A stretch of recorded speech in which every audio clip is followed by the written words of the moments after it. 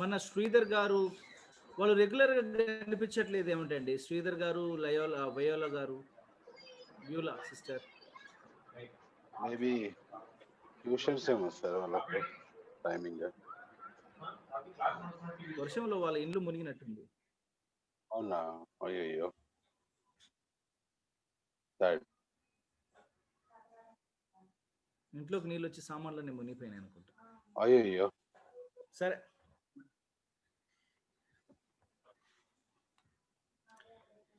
Okay.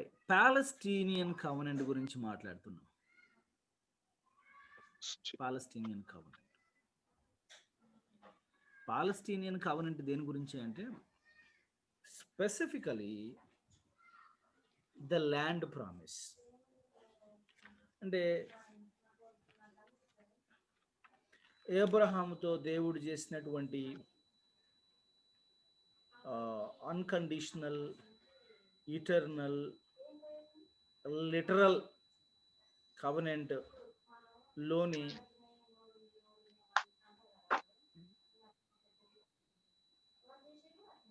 ఒక్కొక్క ఎలిమెంట్ని, ఒక్కొక్క పాయింట్ని మళ్ళీ స్పెసిఫిక్గా దేవుడు ఐసోలేట్ చేసి మళ్ళీ దాన్ని ఎలాబరేట్ చేసి ఎక్స్టెన్షన్ మోడ్లో, మెథడ్లో మళ్ళీ న్యూ కవనెంట్ ఆయన చేస్తూ వచ్చాడు. ఈ పాలస్టీనియన్ కవనెంట్ కూడా అలాంటిదే. అబ్రాహాముకి ఇచ్చినటువంటి కవనెంట్లో నుంచి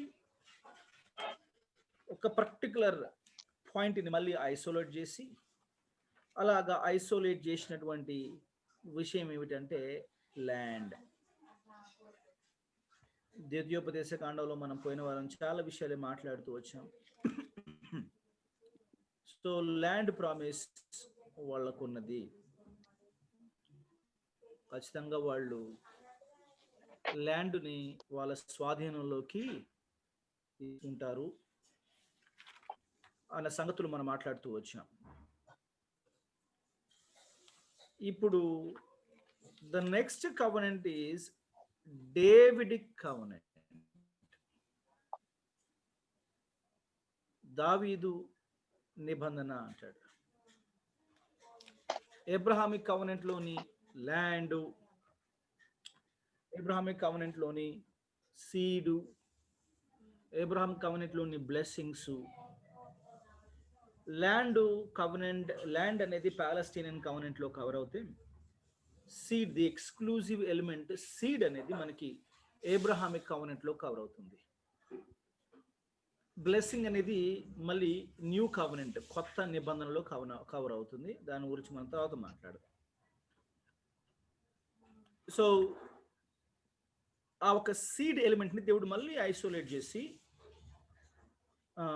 మళ్ళా దేవుడు దావీదుతో చేసినటువంటి ఒప్పందం లేదా నిబంధనలో ఆ సీడ్ ఎలిమెంట్ని, సీడ్ ప్రామిస్ని ఎక్స్పాండ్ చేశాడు, ఎన్లార్జ్ చేశాడు. మళ్ళీ డబుల్ కన్ఫర్మేషన్ లాగా, రీఅఫర్మింగ్ లాగా, that element has been isolated and enlarged and confirmed. అయితే ఈ అబ్రహామిక్ కవనెంట్లు మనం కొంచెం లెంతీగానే చర్చించాం. ఎందుకంటే వీటన్నిటి మూలాలు అక్కడ అబ్రహామిక్ కవనెంట్లో ఉన్నాయనే సంగతి ముందు నుంచి మనం ప్రస్తావించుకుంటా. సో దాన్ని కొంచెం లోతుగా కవనెంట్ యొక్క నేచరు, కవనెంట్ యొక్క ఫీచర్సు, ఇవన్నీ కాస్త మనం లోతుగానే మాట్లాడుకునే ప్రయత్నం చేస్తాం. ఎందుకంటే almost what ever the rules that apply for the Abrahamic covenant will also apply for the other 3 other major covenants అని చెప్పి చెప్పుకుంటా మనం మాట్లాడుతూ వచ్చాం. అయితే ఇప్పుడు డేవిడిక్ కవనెంట్లో మనం కొన్ని ఇంపార్టెంట్ ఫీచర్స్ని అర్థం చేసుకోవాలి. అసలు డేవిడిక్ కవనెంట్ ఎందుకు అవసరం? Is it so important? Davidic covenant యొక్క ఇంపార్టెన్స్ ఏంటి అని మనం అర్థం చేసుకునే ప్రయత్నం చేస్తే కొన్ని ప్రశ్నలు ఉన్నాయి ఇక్కడ. ఏంటంటే యుగాంతం యొక్క మూలాలు యుగాంతానికి సంబంధించినటువంటి స్పష్టతలు, అంత్యకాలానికి సంబంధించినటువంటి ఆయా నెరవేర్పులు ఈ నిబంధనలతోనే ముడిపడి ఉన్నాయని మనము లోగడ మాట్లాడాం, చూసాం కూడా. పాలస్తీనియన్ కావనెంట్ ద్వారా కొంతమేరకు పరిశీలించాం. అయితే అదేమి ముగింపు కాదు. అయితే ఇంకా కొన్ని ప్రశ్నలు ఉన్నాయి. ఏంటంటే భవిష్యత్తులో మిలీనియం అనేది నిజంగా ఉండబోతోందా? Is there, I mean is millennium going to be there literally? లేకపోతే చాలా మంది బోధిస్తున్నట్టు ఈ సంఘమే దేవుని రాజ్యమా? The kingdom, is this the kingdom? Church is the kingdom అనే వాదన మనకు చాలా కాలం నుంచి వస్తుంది. కొందరు దుర్బోధకులు ఆ వాదాన్ని బలంగానే చాటి చెప్తున్నారు. మనం ఏమి సందేహించనక్కర్లేదు, ఎందుకంటే మనకంటే దుర్బోధకులు చాలా బలంగా మాట్లాడతారు. మన అసలు దేవుని రాజ్యం అంటే ఏంటి? What is the kingdom of God and what is the kingdom of Christ? దేవుని రాజ్యం ఏంది? క్రీస్తు రాజ్యం ఏంది? అంటే మెస్సయ యొక్క నాయకత్వాన మళ్ళీ ఇశ్రాయేలు దేశం సమీకరించబడుతుందా? మళ్ళీ రాజ్యంగా ఎస్టాబ్లిష్ చేయబడబోతుందా? లేదా ఆల్రెడీ జరిగిందా? యూనో, దేవుని రాజ్యం లేకపోతే క్రీస్తు రాజ్యం అనేది భవిష్యత్తా లేకపోతే వర్తమానమా? చాలా విషయాల పట్ల మనకి స్పష్టత రావాలి. ఈ విషయాలన్నిటికీ సంబంధించినటువంటి సమాచారము డేవిడ్ కవెనెంట్తో ముడిపడి ఉంది. ఓకే, హ్యావింగ్ సెడ్ ఇట్, ఇప్పుడు అసలు మిలీనియం లేదని చెప్పేటటువంటి వాదులు కూడా ఉన్నారు. అలాంటి వారిలో ప్రసిద్ధి పోసినటువంటి వాళ్ళు లూయిస్ బెర్ఖాఫ్ అనబడినటువంటి వ్యక్తి ఉన్నాడు, కొందరున్నారు. ఈయన ఏమంటాడు అంటే అసలు మిలీనియం 1000 ఏండ్లు అనబడేటటువంటి కాలం ఒక పరిపాలన కాలంగా ఉండబోతుంది అనబడినటువంటి వాళ్ళకి అని బోధించే వాళ్ళకి ఒకే ఒక ఆధారం ఉంది. అది కూడా ప్రకటన గ్రంథం 1-6 వచనాలు. అవి తప్ప వాళ్ళకి వేరొక లేఖన ఆధారం ఏది లేదు. కాబట్టి వాళ్ళు స్పిరిచువల్ పర్స్పెక్టివ్లో ఆలోచించాల్సింది పోయి ప్రతిదాన్ని లిటరల్ పర్స్పెక్టివ్లో ఆలోచించటం వల్ల, లిటరల్గా దాన్ని తీసుకోవటం వల్ల ఈ సమస్యలన్నీ ఉత్పన్నమవుతున్నాయి. So there is no solid అంటే ఎవిడెన్స్ ఏంటి దీనికి, దట్ కింగ్డమ్ అనేది నిజంగా ఉండబోతోంది, లిటరల్గా యేసుక్రీస్తు ప్రభుల వారు పరిపాలన చేయబోతున్నారు అన్నదానికి సాలిడ్ ఎవిడెన్స్ ఏమీ లేదు అని. Don't take things so literal. ఇంటర్ప్రిటేషన్లో ఈ పద్ధతి ద్వారా మీరు లేని విషయాలను చొప్పించిన వారు అవుతున్నారు అన్నట్టుగా మాట్లాడుతున్నారు. ఈ లేఖనాన్ని మనము లిటరల్గా ఇంటర్ప్రిట్ చేయనప్పుడు the only other option is allegorization. Allegorization మనం సింపుల్గా స్పిరిచువలైజేషన్ అని కూడా అనవచ్చు. ఈ స్పిరిచువలైజేషన్ అయినా అలగరైజేషన్ అన్న ఏమిటంటే అక్కడ ప్రస్తావించబడినటువంటి చారిత్రక నేపథ్యాన్ని, చారిత్రక సత్యాన్ని ప్రక్కన పెట్టి ఇది అదై ఉంటుంది, ఇది ఇదై ఉంటుంది, బహుశా అలాగై ఉండవచ్చు, ఇలాగై ఉండవచ్చు అన్నట్టు కాస్త ఊహకు పని చెప్పి ఊహాజనితమైనటువంటి అర్థాన్ని లేఖనానికి ఆపాదించే ప్రయత్నాన్ని, ఆఫ్ కోర్స్ ఆ ఊహాజనితం అంటే మరీ గుడ్డి ఊహాజనితం ఏమి కాదండి. దానికి తోడుగా అక్కడి నుంచో ఇక్కడి నుంచో out of context, out of nowhere కొన్ని రెఫరెన్స్ తీసుకొచ్చి దీనికి ఆపాదించి సదరు లేఖన భాగాలను పరిశీలించినప్పుడు మనకు అర్థమయ్యే సంగతి ఇది అని కాస్త వినసొంపుగానే, ఆకర్షణీయంగానే, ఆకట్టుకునే విధంగానే ఈ అలగరైజేషన్ లేదా స్పిరిచువలైజేషన్ యొక్క ఇంటర్ప్రిటేషన్ కొనసాగుతుంది. ఇది మీకు కొత్త విషయం ఏమీ కాదు. Let us be very careful. And మీకు ఆల్రెడీ ఇప్పుడు హుమిలిటిక్స్ అనే సబ్జెక్ట్ కూడా నడుస్తూ ఉండవచ్చు. If I'm not mistaken, already నడిచిపోయిందేమో మనకు తెలియదు. బట్ దాంట్లో కూడా ఇంటర్ప్రిటేషన్కి సంబంధించి ఎంతో కొంత సమాచారం మీకు వచ్చిందని అనుకుంటున్నాను. Of course I know homiletics is an art and science of preaching అని నాకు తెలుసు. బట్ ఎంతో కొంత టెక్స్ట్ కాంటెక్స్ట్ గానే సంబంధించిన విషయాల గురించి మీరు వినే ఉంటారు. ఇంటర్ప్రిటేషన్కి సంబంధించి ఎక్సెసిసిస్, ఎసిసిసిస్ అని మినిమం చర్చ అయితే జరిగే ఉంటుంది. మినిమం చర్చ జరిగి ఉంటుందని నా అభిప్రాయం. వాటిలో మనం కూడా ఆ సందర్భాలు ప్రస్తావించాం కాదని కాదు. This is the problem. Louis Berkhof వాదన ఏంటంటే let's not take it literally అంటాడు. Okay, then what is the best, what is the other best and other alternative అంటే allegorization, spiritualization. Is allegorization, spiritualization is a good method of interpretation? No, it is not. So కావాల్సుకొని అత్యుత్తమ method of interpretation అయినటువంటి literal ఇంటర్ప్రిటేషన్ని మనం కాదని, ప్రమాదకారి అయినటువంటి అసంబద్ధమైనటువంటి spiritualisation లేదా అలగరైజేషన్ని మనము కావలసుకొని అది సరైనది కాదని తెలిసినా కానీ దాంట్లోకి ఇంటర్ప్రిటేషన్ని మార్చుకోవడం అనేది ఎంతైనా అంత అభినందించదగినటువంటి విషయం అయితే కాదు. ఈ డేవిడిక్ కవెనెంట్కి సంబంధించి ఆ డేవిడిక్ కవెనెంట్ యొక్క ప్రొవిజన్స్ గురించి ఇప్పుడు మనం మాట్లాడబోతున్నాం ప్రియులారా. ఫస్ట్ ఆఫ్ ఆల్, అసలు డేవిడిక్ కవెనెంట్ అనేది ఎక్కడ ప్రస్తావించబడింది? Where is it mention? Did it anywhere mention like నేను ఒక నిబంధన చేయబోతున్నాను, కొత్త నిబంధన చేతున్నాను?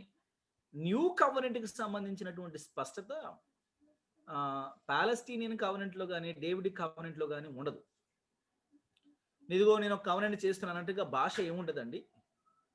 రైట్. సమూయేలు 2వ గ్రంథము 12వ అధ్యాయం, 7వ అధ్యాయము 12వ వచనం నుంచి 16వ వచనం వరకు మనం చదువుకోవచ్చు. సమూయేలు 2వ గ్రంథము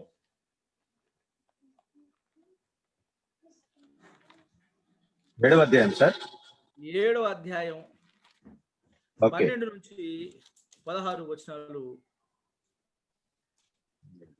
మన బ్రదర్. నీ దినములు సంపూర్ణములగినప్పుడు నీవు నీ పితరులతో కూడా నిద్రించిన తర్వాత నీ గర్భములో నుండి వచ్చిన నీ సంతతిని హెచ్చించి రాజ్యమును అతనికి స్థిరపరిచేదను. అతడు నా నామ ఘనత కొరకు ఒక మందిరమును కట్టును.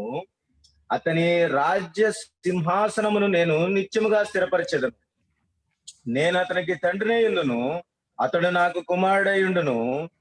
అతడు పాపము చేసిన యెడల నరుల దండముతో మనుష్యులకు తగులు దెబ్బలతోనూ అతనిని శిక్షింతును. కానీ నిన్ను స్థాపించుటకై నేను కొట్టివేసిన సౌలునకు నా కృప దూరమైనట్లు అతనికి నా కృప దూరము చేయనని నీ మట్టుకు నీ సంతానమును నీ రాజ్యమును నిత్యము స్థిరమగును, నీ సింహాసనము నిత్యము స్థిరపరచబడును అనెను. అతడు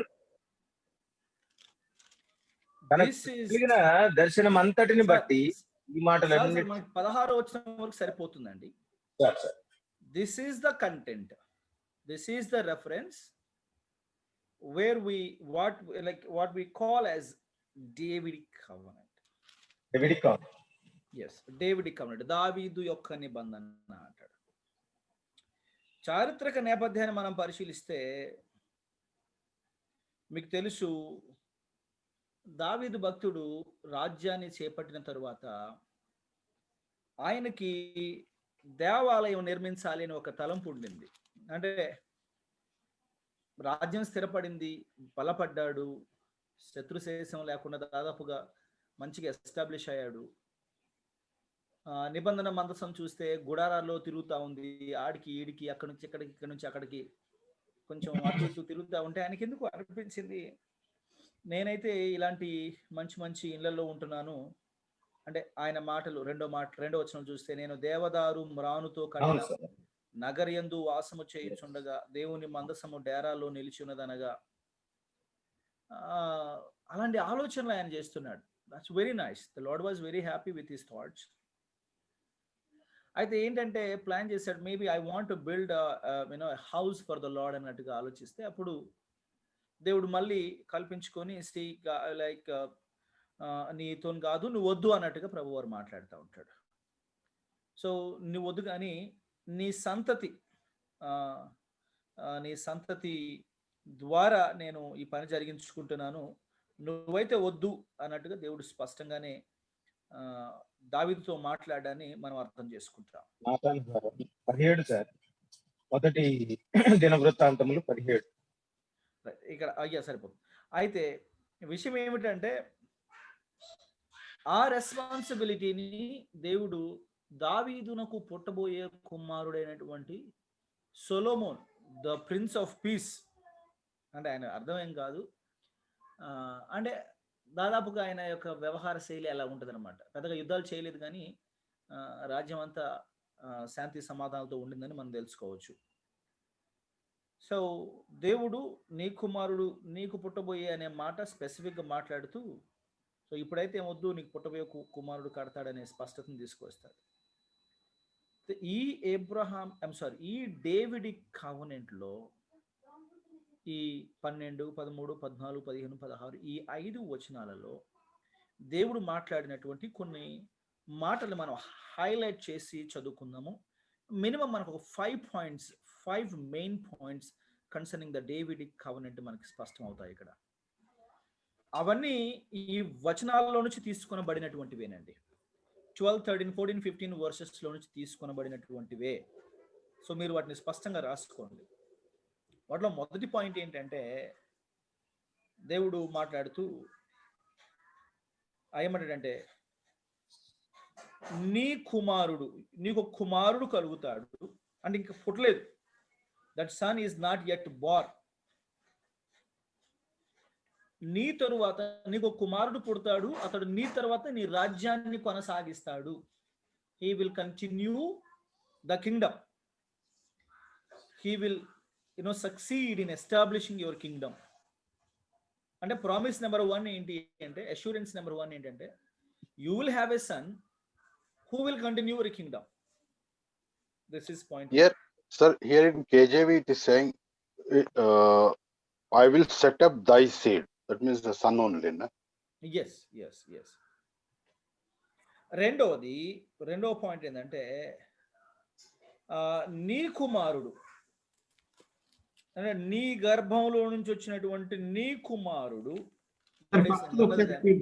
సొలొమోన్ 13వ వచనం ప్రకారము నా నామ ఘనత కొరకు ఒక మందిరమును కట్టించును.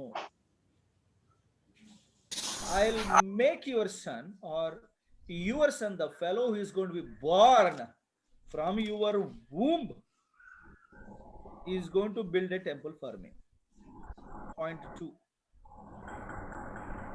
Point 3 ఏమిటంటే, ప్రభువారి మాటల్లో చూస్తే అతని రాజ్య సింహాసనము నిత్యముగా అంటే the throne of kingdom shall be established forever. ఆ రాజ్య సింహాసనము నిత్యము స్థాపించబడుతుంది.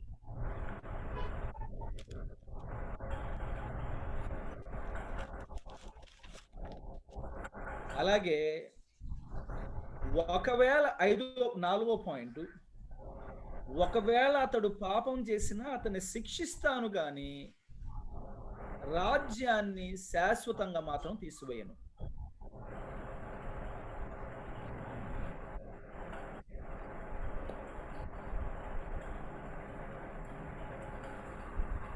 I will punish him. శిక్షకు తగినటువంటి పనులు చేసినప్పుడు అతడు శిక్షించబడతాడు. ఇందులో శశబిషలు ఏమీ లేవండి. ఎంతైనా నీ కుమారుడు కాబట్టి వదిలేస్తానులే డేవిడ్, డోంట్ వరీ డేవిడ్ అన్నట్టు అలాంటి అష్యూరెన్స్ లేవు, అట్లాంటివి ఉండవు sir. Rule is rule for all.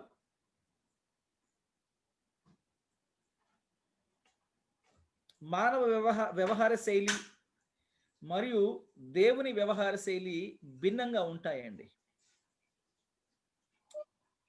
కానీ దేవుడు మాత్రము చాలా స్పష్టంగా చెబుతా ఏమంటున్నాడంటే, there is going to be a chastisement.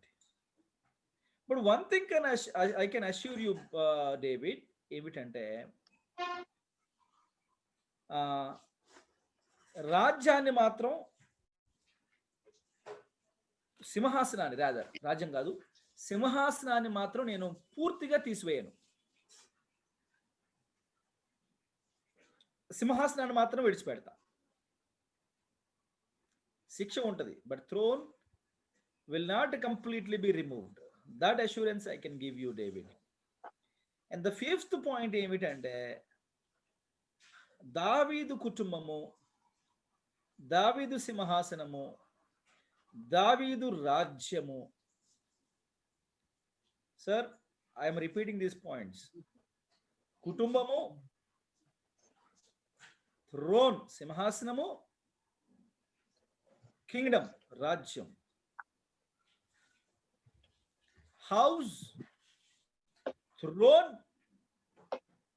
and kingdom. ఇవి మాత్రం శాశ్వతంగా. ఎందుకంటే మనము ఆ మాటలు చదువుకుంటూ ఉండవచ్చు, చదవచ్చు. 16వ వచనంలో ఈ మాట అంటాడు, నీ మట్టుకు నీ సంతానము, నీ రాజ్యము నిత్యము స్థిరమగును, నీ సింహాసనము నిత్యము స్థిరపరచబడును అనెను.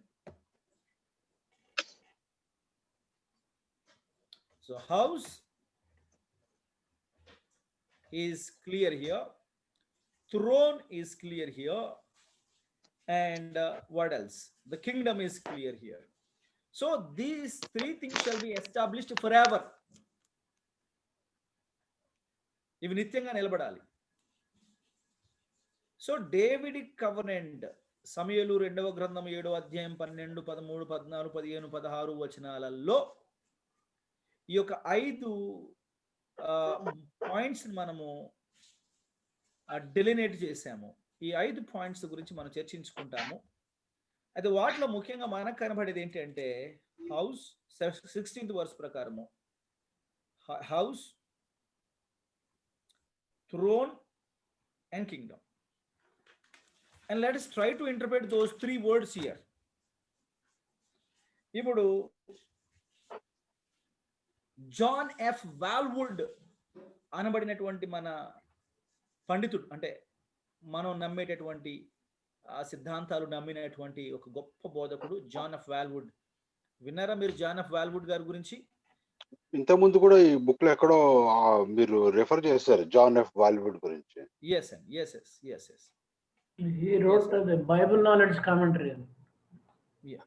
And John of Walwood గారి బుక్స్ చాలా బలమైనటువంటి బుక్స్ సార్. అవకాశం ఉన్నప్పుడు ఖచ్చితంగా మీరు కొనండి. ఆయన కామెంటరీస్ కూడా ఉన్నాయి.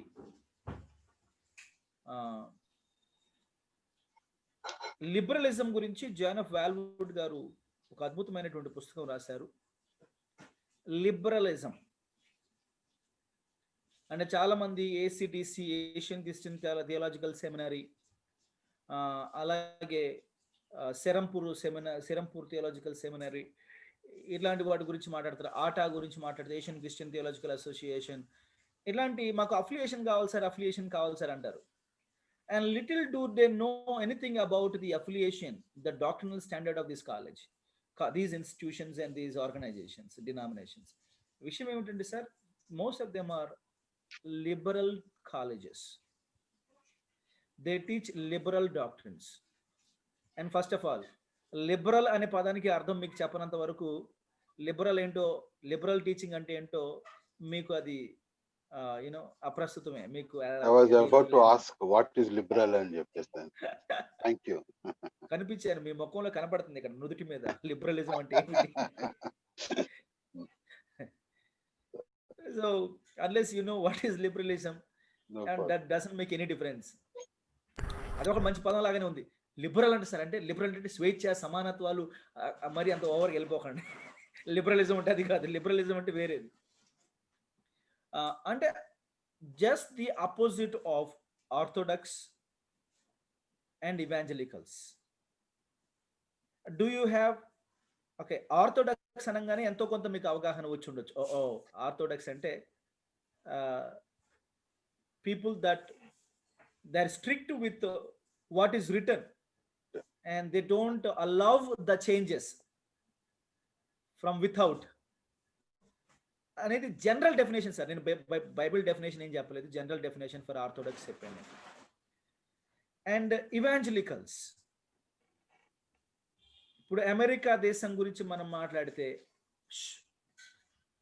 అమెరికా దేశం గురించి మాట్లాడితే ఒకప్పుడు ఇవాంజలికల్స్గా క్రైస్తవ్యాన్ని బతికించటం కొరకు, అంటే మానవులు బ్రతికిస్తే బ్రతికించేదా సార్, బ్రతికేదా క్రైస్తవ్యము, మానవుడు అంటే దైవికమైన కోణాన్ని మనము ఒక విధంగా చూస్తాము.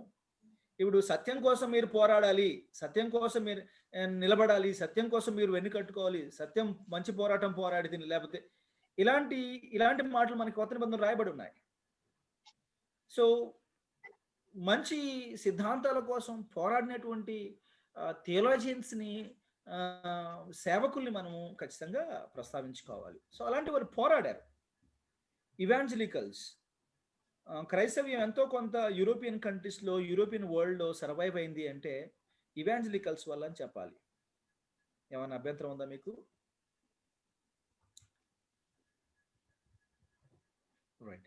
అయితే Yes, sir. yes, Because of the evangelists only, this gospel is spreaded to each and every nook and corner of the world. sir, I'm talking about evangelicals.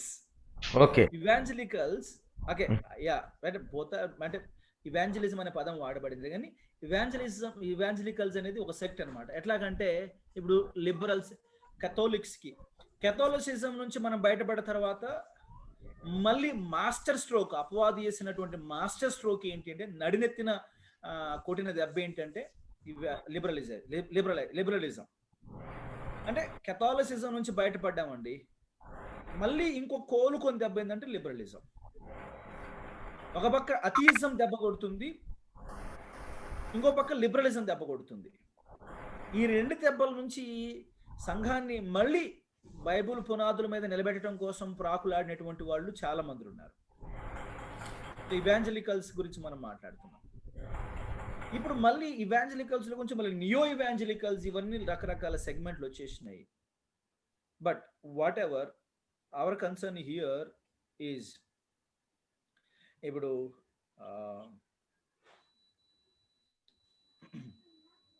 ఈ లిబరల్స్ ఏంటంటే, they don't believe that the miracles that happened, that are recorded in the Bible, believe it to be true or happened literally. Liberals ఏమంటారంటే, they don't believe those miracles. అంటే miracles నిజంగా జరిగినవని వాళ్ళు నమ్మడానికి ఇష్టపడరు. they question the inspiration of the word of God. Inspiration కూడా వాళ్ళు బలంగా నమ్మరు. ఈ లిబరల్స్తో వచ్చినటువంటి ప్రాబ్లం ఏమిటి అంటే, బైబిల్ అనేది మనము లైక్ వాళ్ళ భాష ఎలా ఉంటుంది అంటే, they preach from Bible they preach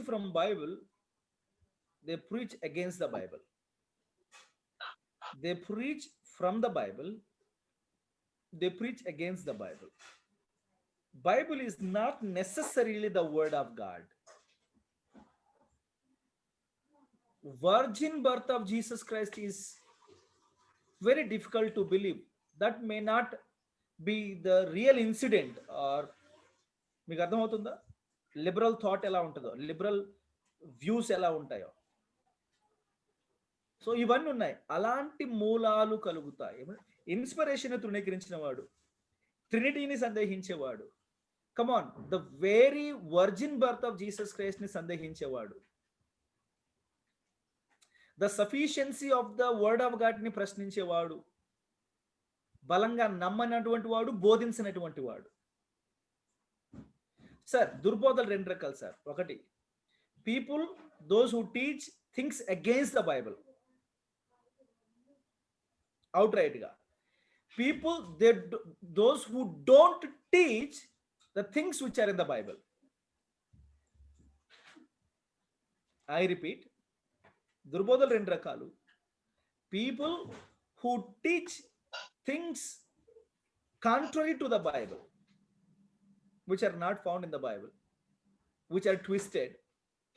And people, those who don't strongly preach the things that are there in the Bible. బైబిల్లో ఉన్నటువంటి విషయాల్ని బలంగా బోధించినటువంటి వాళ్ళు కూడా దుర్బోధకులే. Do you agree with that point? Yes, sir. Yes, sir. One must strongly insist, preach the things that are there in the Bible. ఇప్పుడు We must insist. బలంగా బోధించటానికి ఇష్టపడకపోతే, by the way, reformation ఉండేది కాదు. మీరు రిఫార్మేషన్ గురించి చదువుకున్నారు అనుకుంటున్నాను నేను. Yes, sir. Yes, sir. ఇప్పుడు రిఫార్మేషన్ గురించి October 31st, the day of Reformation. I'm sure you're all preparing for a celebration on that day. Yeah, everything is online, sir. We are celebrating everything. We prepare cake, we will eat. Everything is online, like. So instead of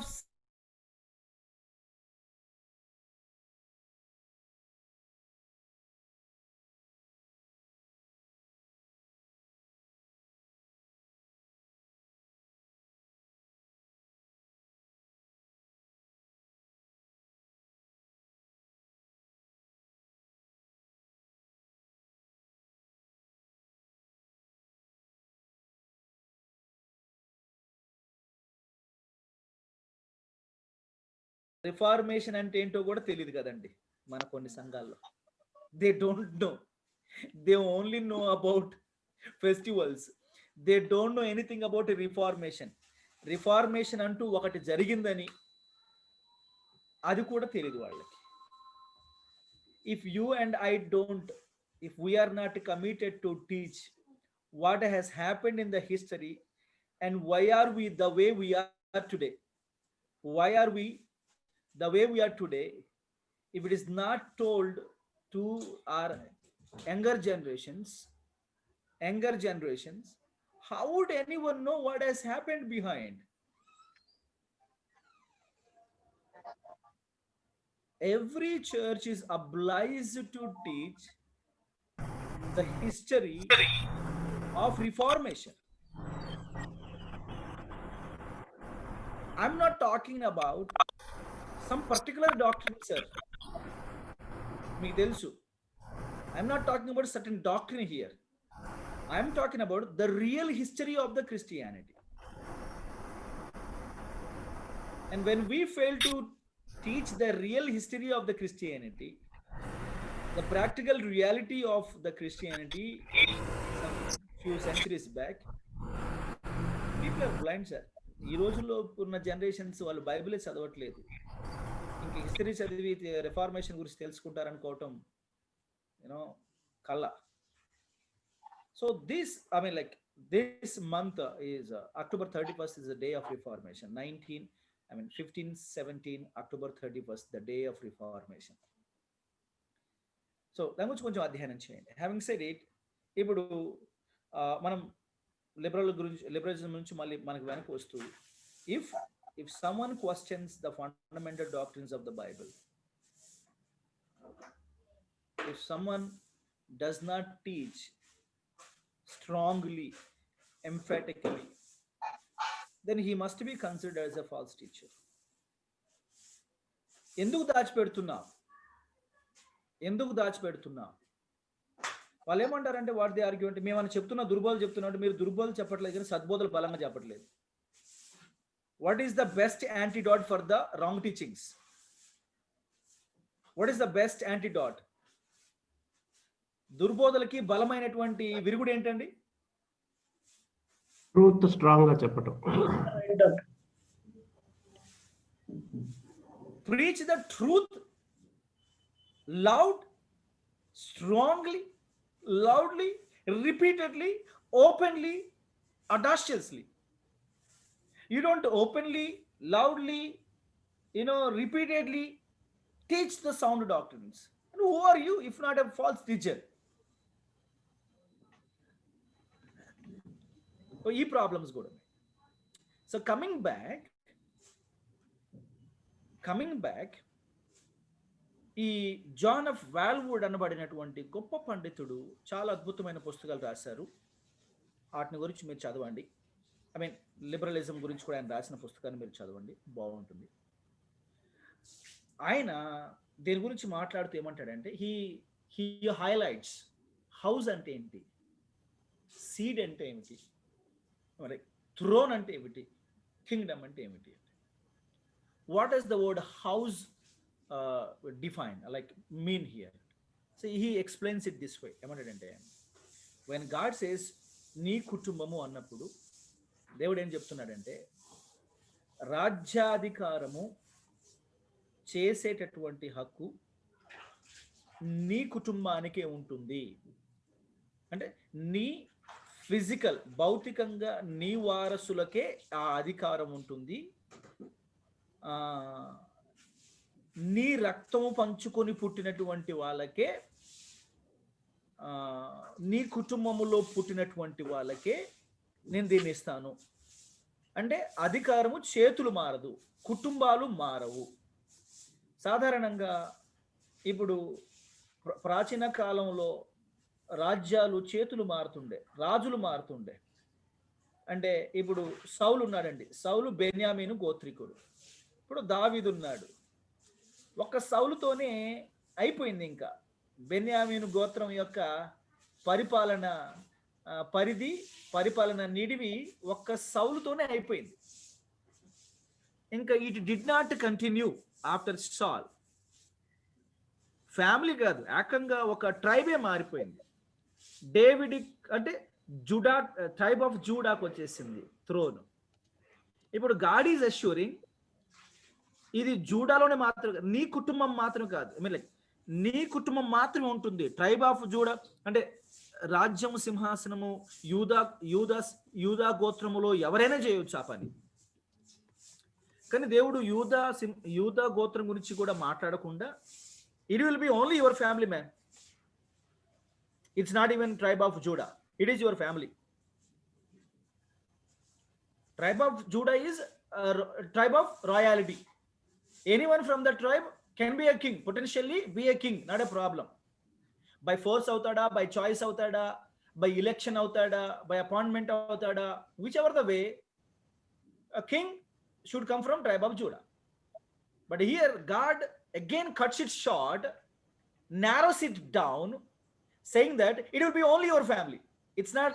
Now hereafter the royalty is from tribe of Judah or from the family of David? Judah. Family of David, sir. Family of David only. David. Hereafter only family of David, sir. Only exclusive. And actual గా tribe of Judah royal, okay, royalty ఉంది వాళ్ళకి. వాళ్ళ నుంచి ఎవరైనా రాజు కావచ్చు. But God again narrows it down, saying that ఈ promise ద్వారా దేవుడు ఏమంటాడంటే here after only the family of David. Only specified. No one from outside. నేను ఇస్తే కనుక నేను డేవిడ్కే ఇస్తా, నేను డేవిడ్ సంతతికే ఇస్తా, దట్ ఈస్ వెరీ షూర్ అన్నట్టుగా దేవుడు స్పెసిఫిక్ గా మాట్లాడుతున్నాడు. అండ్ దెన్ నెక్స్ట్ థ్రోన్ గురించి మాట్లాడుతున్నాడు. సింహాసనం గురించి మాట్లాడుతున్నప్పుడు it is not necessarily a literal physical అంటే material throne కానక్కర్లేదు.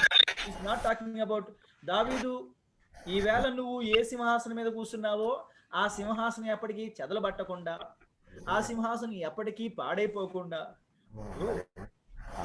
I don't know how many of you are still using the chairs that your great grandfathers used. And of course some of you are here already grandfathers and me grandfathers and very difficult. But there is a kind of a tradition, అంటే కొందరికి sentiments ఉంటాయి. ఏంటంటే వాళ్ళ తాతలు వాడినటువంటి కుర్చీలు, మంచాలు ఇంకా they carry forward and say మా తాతలు వాడిదని చెప్పుకుంటా ఉంటారు. I don't know if you are still having kind of things like that. మా ఇంట్లో ఉంది సార్, ఒక బ్రిటిష్ టేబుల్ ఉంది, 120 years old, where the first missionary from the Baptist in the Bapatla field of Guntur district was there. Still it is with me. I can show you right now. It is just painted. Is it bed or is it a chair? What is it? It is a table, sir, writing table. Writing table. It's a writing table where Britishers even used that to read the Bible and to write. And our grandfather Nannepaga Jarji Garu is a missionary who established around 500 to 600 groups and made 100 churches, constructed 100 churches in and around. Buildings. Yeah, building structures. Amazing. Amazing. Wonderful legacy. Yes, it is with me, sir. Great. By the Almighty God's grace, it is with me. I am able to read now because of Corona. On the same table where the great But I very humbly want to remind you that that table has no powers. Only the Bible that you Yes, read yes. has power. It is only icon, sir. As you said, it's only an icon. Amazing. But it is wonderful to have things like that. Yes, naturally. Natural.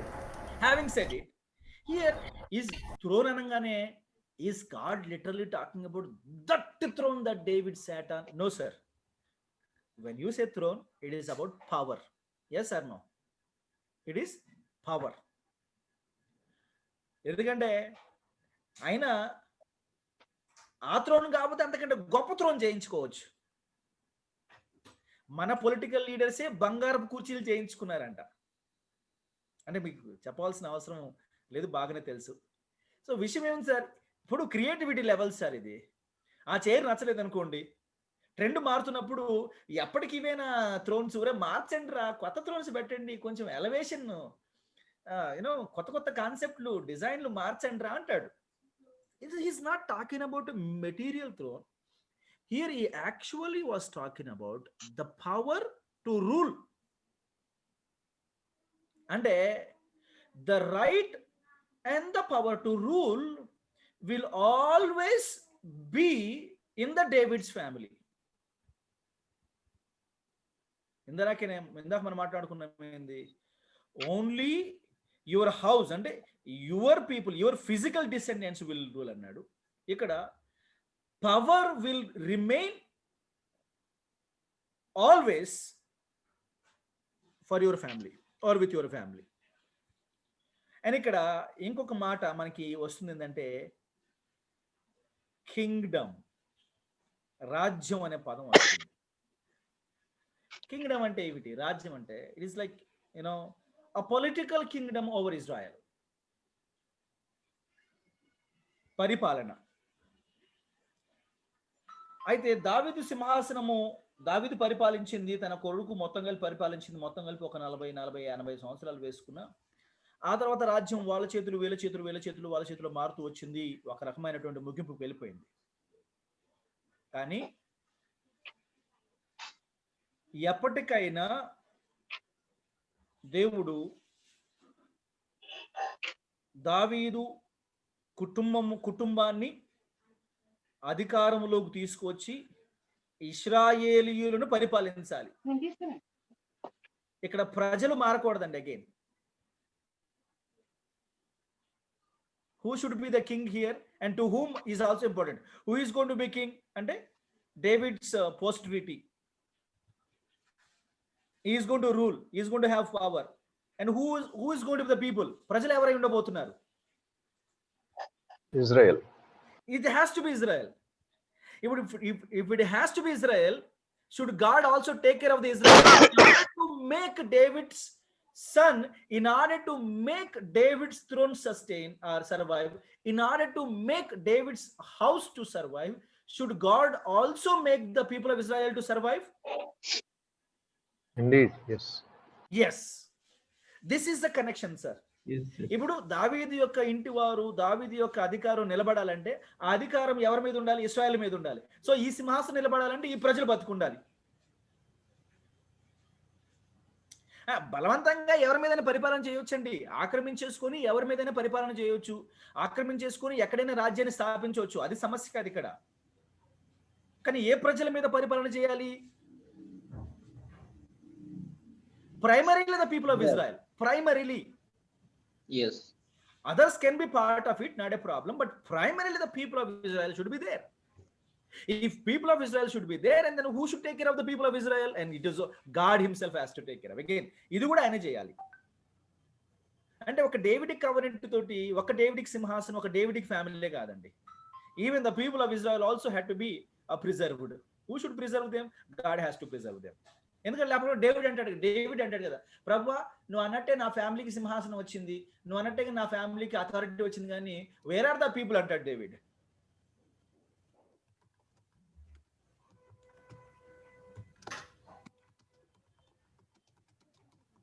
Where are my people?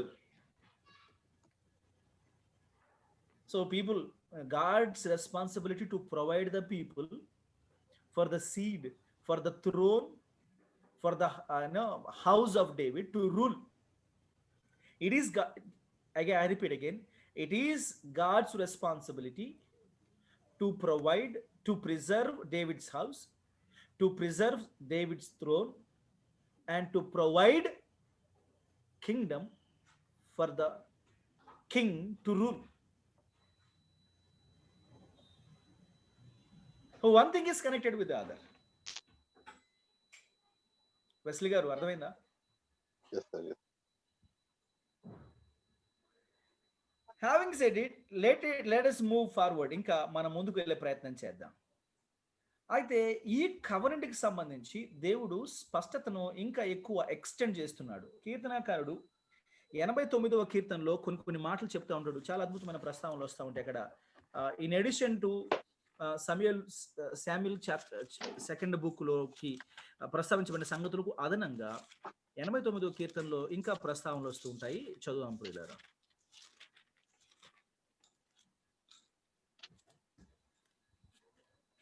Psalm number 89, and to start with, sir, we will read 3-4. I have made a covenant with my chosen. I have sworn unto David my servant.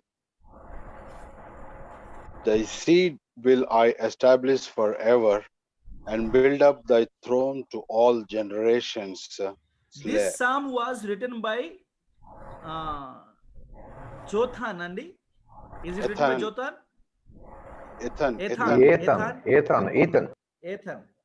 ఏథాను ఎజ్రాహీయుడైన ఏథాను రచించిన దైవ ధ్యానము. Right, yeah. It was not composed by David sir. It was completely composed by someone else. నేను ఏర్పరచుకుని వానితో నిబంధన చేసి ఉన్నాను, నిత్యము నీ సంతానమును స్థిరపరిచెదను, తరతరములకు నీ సింహాసనమును స్థాపించదనని చెప్పి నా సేవకుడైన దావీదుతో ప్రమాణం చేసి ఉన్నాను. It is the assurance. తరతరములకు, నిత్యము అనే పదం అక్కడ వాడబడింది, తరతరములకు అనే పదం వాడబడింది, సంతానము అనే పదం వాడబడింది. అయ్యా, సో ఈ పదాలన్నిటిని మనము చాలా సమీపంగా పరిశీలించవలసిన అవసరం ఉంది. అలాగే 34, 35, 36 వచనాలు చదువుకుందాం అదే అధ్యాయంలో, అదే కీర్తనలో 34, 35. నా నిబంధనను నేను My covenant will I not break, nor alter the thing that is gone out of my lips.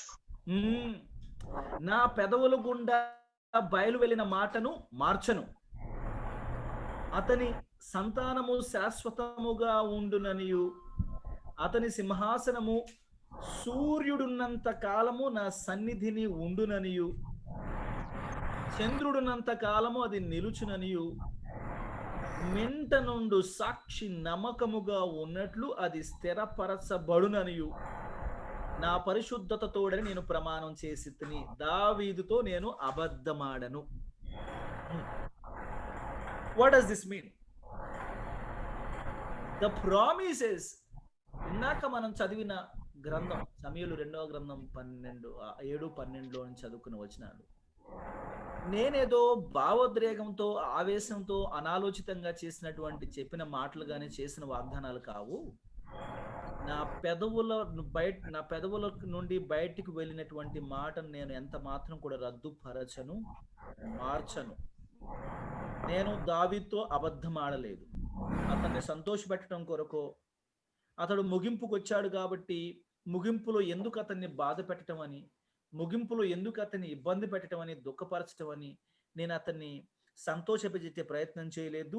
నేను ఏవైతే అతనితో మాట్లాడానో అవన్నీ అక్షరార్థంగా నెరవేరుస్తాను. I'm not going to lie to my servant David. What does this mean? What does this mean? అంటే దీన్ని బట్టి మనకి ఏమర్థం అవుతుంది అంటే, దేవుడు అబ్రహాము నిబంధనలో నుండి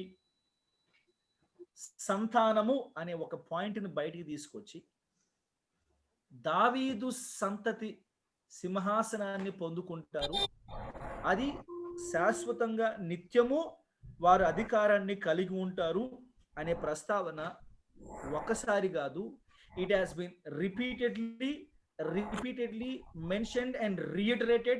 Every time it is mentioned, it has new assurance.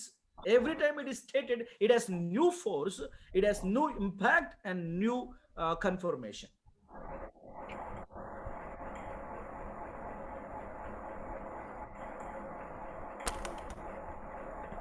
Isaiah chapter 9 verse number 6 and 7.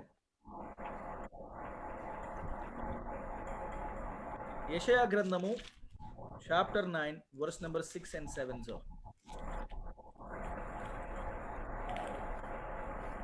For unto us a child is born, unto us a son is given, and the government shall be upon his shoulder, and his name shall be called Wonderful Counselor, the Mighty God, the Everlasting Father, the Prince of Peace.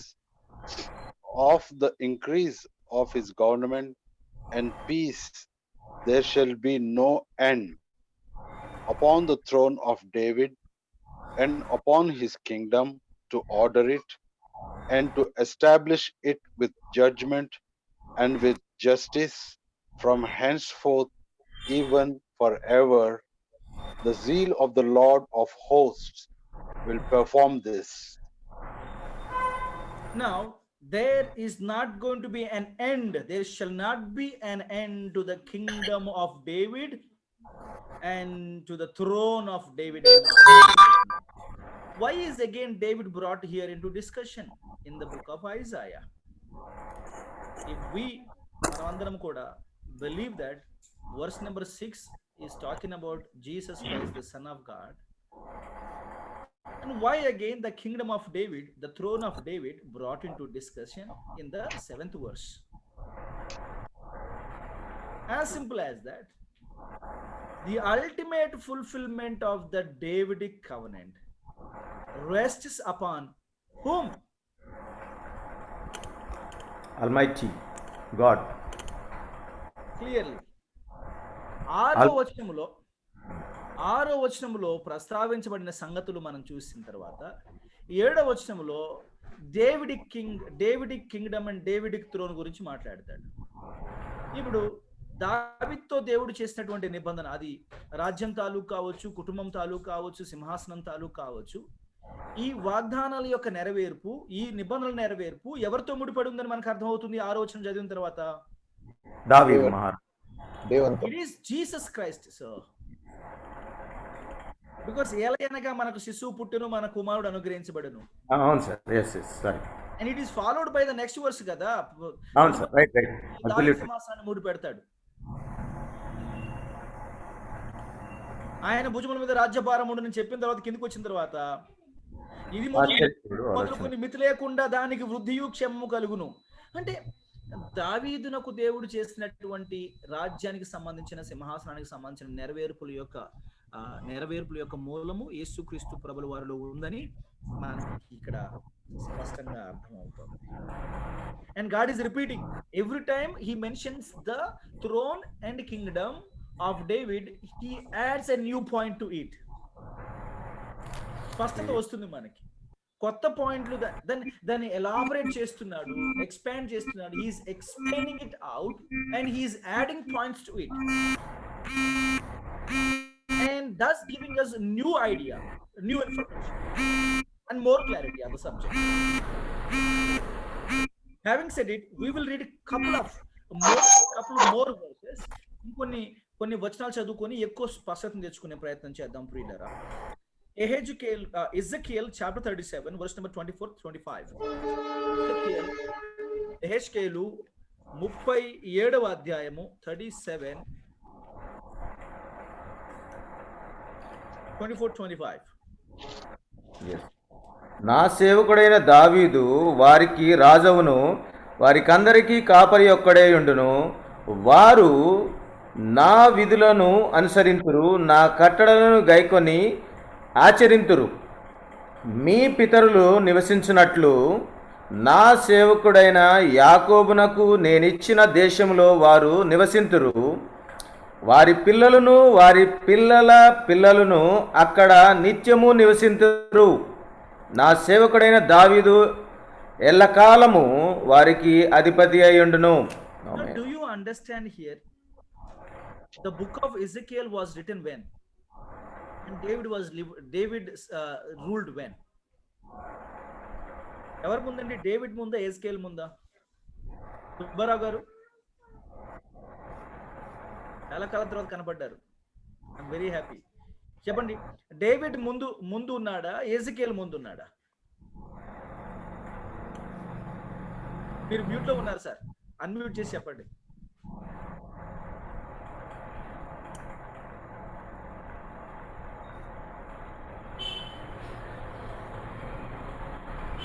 మీరు మాట్లాడుతున్నారు కానీ నాకు వినపట్లేదు. Unmute చేయండి, మీ audio unmute చేసి మాట్లాడండి.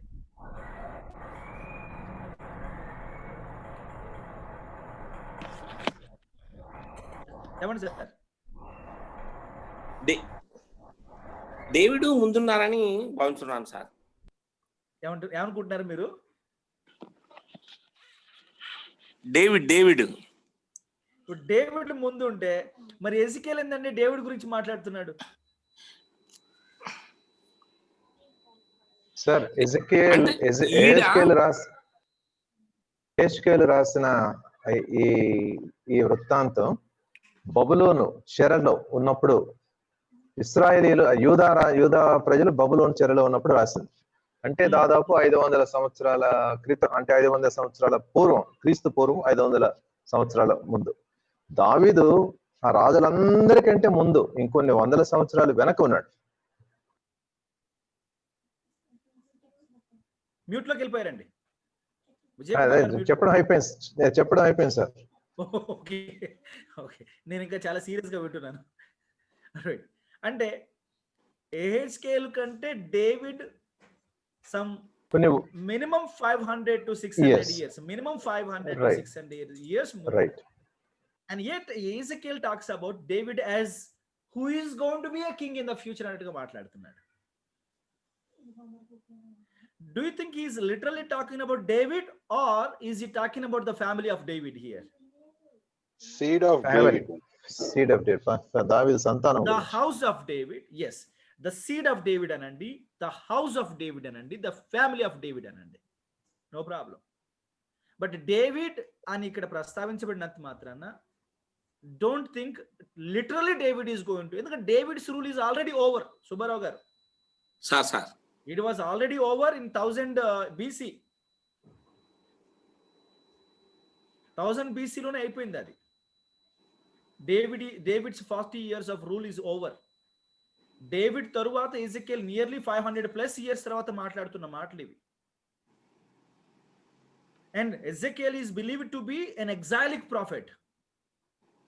అంటే pre exilic prophet, exilic prophets and post exilic prophets అని categorization ఉంటుంది. అంటే ప్రవక్తల్ని మీరు కేటగరికల్గా చదవాలి. మీరు మరి ప్రాఫెట్స్, బుక్ ఆఫ్ ప్రాఫెట్స్ కూడా చదువుతున్నారని నేను అనుకుంటున్నాను.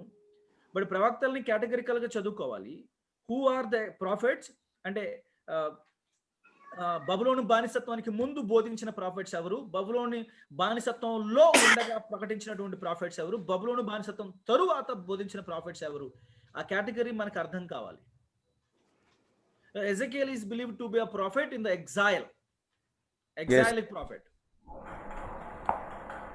సో ఆయన భవిష్యత్తును గురించి మాట్లాడితే డేవిడ్ పేరు ప్రస్తావిస్తున్నాడు. అంటే వీ అండర్స్టాండ్, మనకు అర్థం అవుతుంది డేవిడ్ ఆల్రెడీ పాయ కదయ్యా, ఇంచుమించుగా 500 సంవత్సరాల పూర్వం వెళ్ళిపోయాడు కదా. So who is he talking about అంటే absolutely the family of David and more truly the son of David, that is Lord Jesus Christ.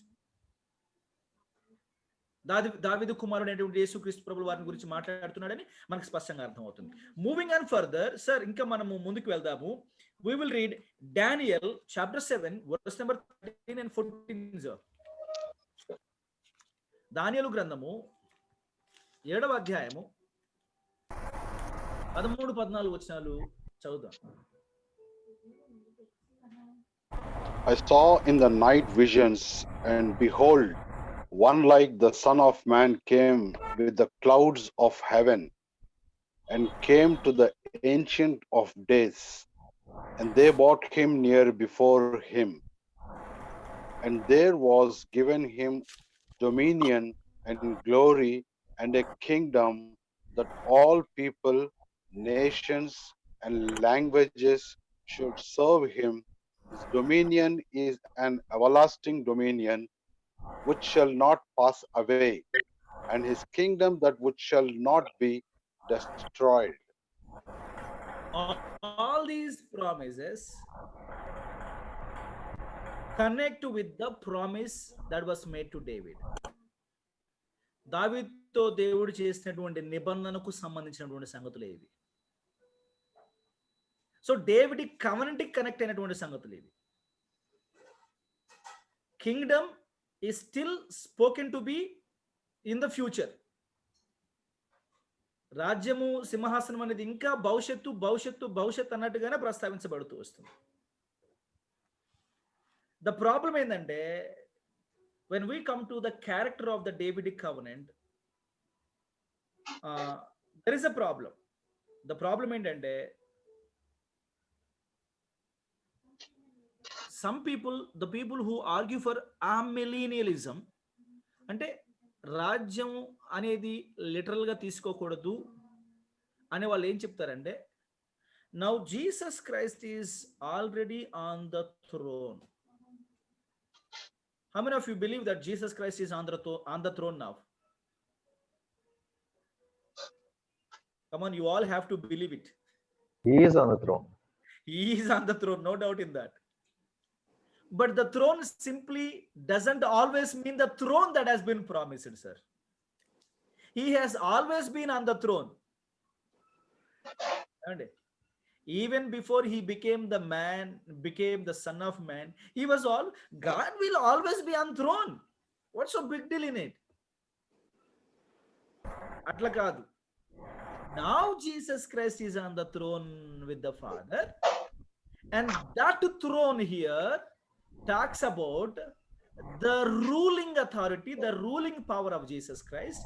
And that Jesus Christ who is sitting on the throne is literally ruling now, and therefore don't expect any other special rule, any other throne, any other kingdom, any other whatever you call it. It is already fulfilled anta. ఎందుకంటే యేసు ప్రభుల వారు ఆయన సింహాసనం మీద ఉన్నాడు కాబట్టి, యేసు ప్రభుల వారు ఆల్రెడీ సింహాసనం మీద ఉన్నాడు కాబట్టి ఇంకా మళ్ళీ ఇంకా అవసరం లేదు. This is already spiritually fulfilled. ఇంకా ఆల్రెడీ స్పిరిచువల్ గా, ఆధ్యాత్మికంగా ఆయన యొక్క పరిపాలన, ఆయన దేవుడు, ఆయన దావీదు కుమారుడు కాడా అంటే ఎస్ దావీదు కుమారుడే. యోహాను మత్తయి 1వ అధ్యాయంలో స్పష్టంగా 1వ వచనంలో స్పష్టంగా ఉంది, ఆయన దావీదు కుమారుడే. ఆయన దావీదు కుటుంబీకుడు కాడా అంటే దావీదు కుటుంబీకుడే. ఆయన దావీదు కుమారుడు, దావీదు కుటుంబీకుడు. మరి ఇంకేంటి, ఆయన సింహాసనం మీద లేదంటే సింహాసనం మీదనే ఉన్నాడు. వీళ్ళు ఆయన పరిపాలించట్లేదంటే యేసు ప్రభువు వారు ఎప్పటికీ పరిపాలిస్తూనే ఉన్నారు, దాని ఎవరిలా కాదంటాము. మరి ఇంకేంటి, రిక్వైర్మెంట్స్ అన్ని కూడా ఎస్టాబ్లిష్ అయిపోయిన తర్వాత, ఫుల్ఫిల్ అయిపోయిన తర్వాత మళ్ళీ why do you still seek for a literal fulfilment అంటాడు. అన్ఫార్చునేట్లీ ఏమిటి అంటే, here did God make a covenant with David a spiritual covenant or literal covenant? That's where the problem arises. అబ్రహాముతో దేవుడు చేసినటువంటి నిబంధన, is it spiritual or physical?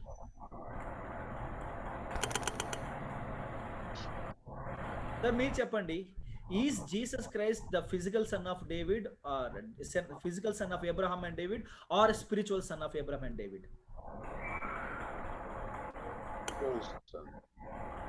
గట్టిగా మాట్లాడిన వాళ్ళు. ఫిజికల్ అండి. మరి when the seed is physical, why not the kingdom, why not the throne? Himself told that my kingdom is not of this world. Sir, గట్టిగా. My kingdom is not of this world అన్నాడు కదా. నేను మీకు already యోహాను సువార్తలో 18వ అధ్యాయంలో చదివి వినిపించాను లోగడ.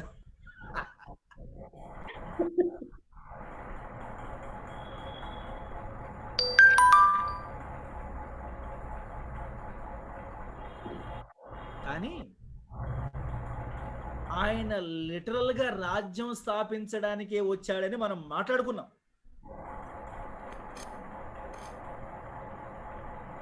మత్తయి శుభవార్తలో 23వ అధ్యాయంలో అనుకుంటాను ఆ ప్రస్తావన మనం తీసుకొచ్చాం sir. But no problem, we will go back, ఎందుకంటే నథింగ్ రాంగ్. 21వ అధ్యాయము 43వ వచనము.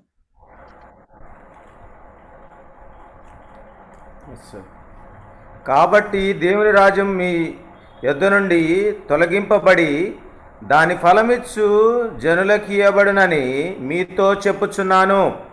రైట్. ఇప్పుడు రాజ్యము భూలోక సంబంధమైంది కాకపోతే యేసుక్రీస్తు ప్రభువు వారు భూలోకానికి ఎందుకు వచ్చాడు?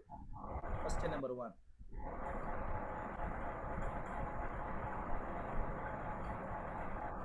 Question number 2.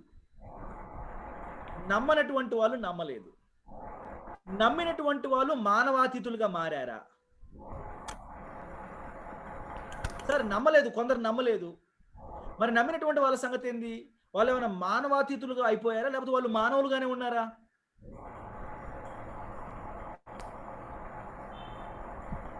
వారి ఆత్మీయ నేత్రాలు తెరవబడలేదు సార్. అంటే నా point, just answer my question sir. I'm really particular here. Okay. Vague random questions. If Jesus Christ is not going to rule in the earth, why did he come to earth?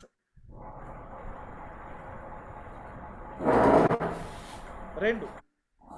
Why was he not sent to all the people but to the people of Israel, the lost sheep of Israel? And if his kingdom is not going to be on earth, if it is going to be only spiritual rule, then what happened to the people who believed? నమ్మినటువంటి వాళ్ళు అతీతులు ఏమైనా అయ్యారా? భూలోకంలో నుంచి ఆత్మరూపులుగా మారిపోయారా? అతీతులుగా మారా? లేదు, సాధారణ బ్రతికే బతుకుతున్నారు కదా.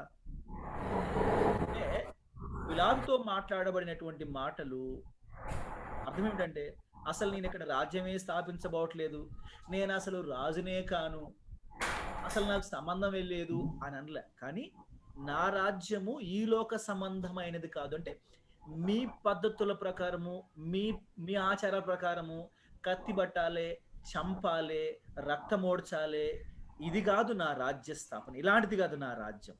అర్థమవుతుందండి? మానవ రాజ్య స్థాపన, మానవ రాజ్య వ్యాప్తి ఎలా ఉంటుందండి? ఏ పద్ధతిలో ఉంటుందండి?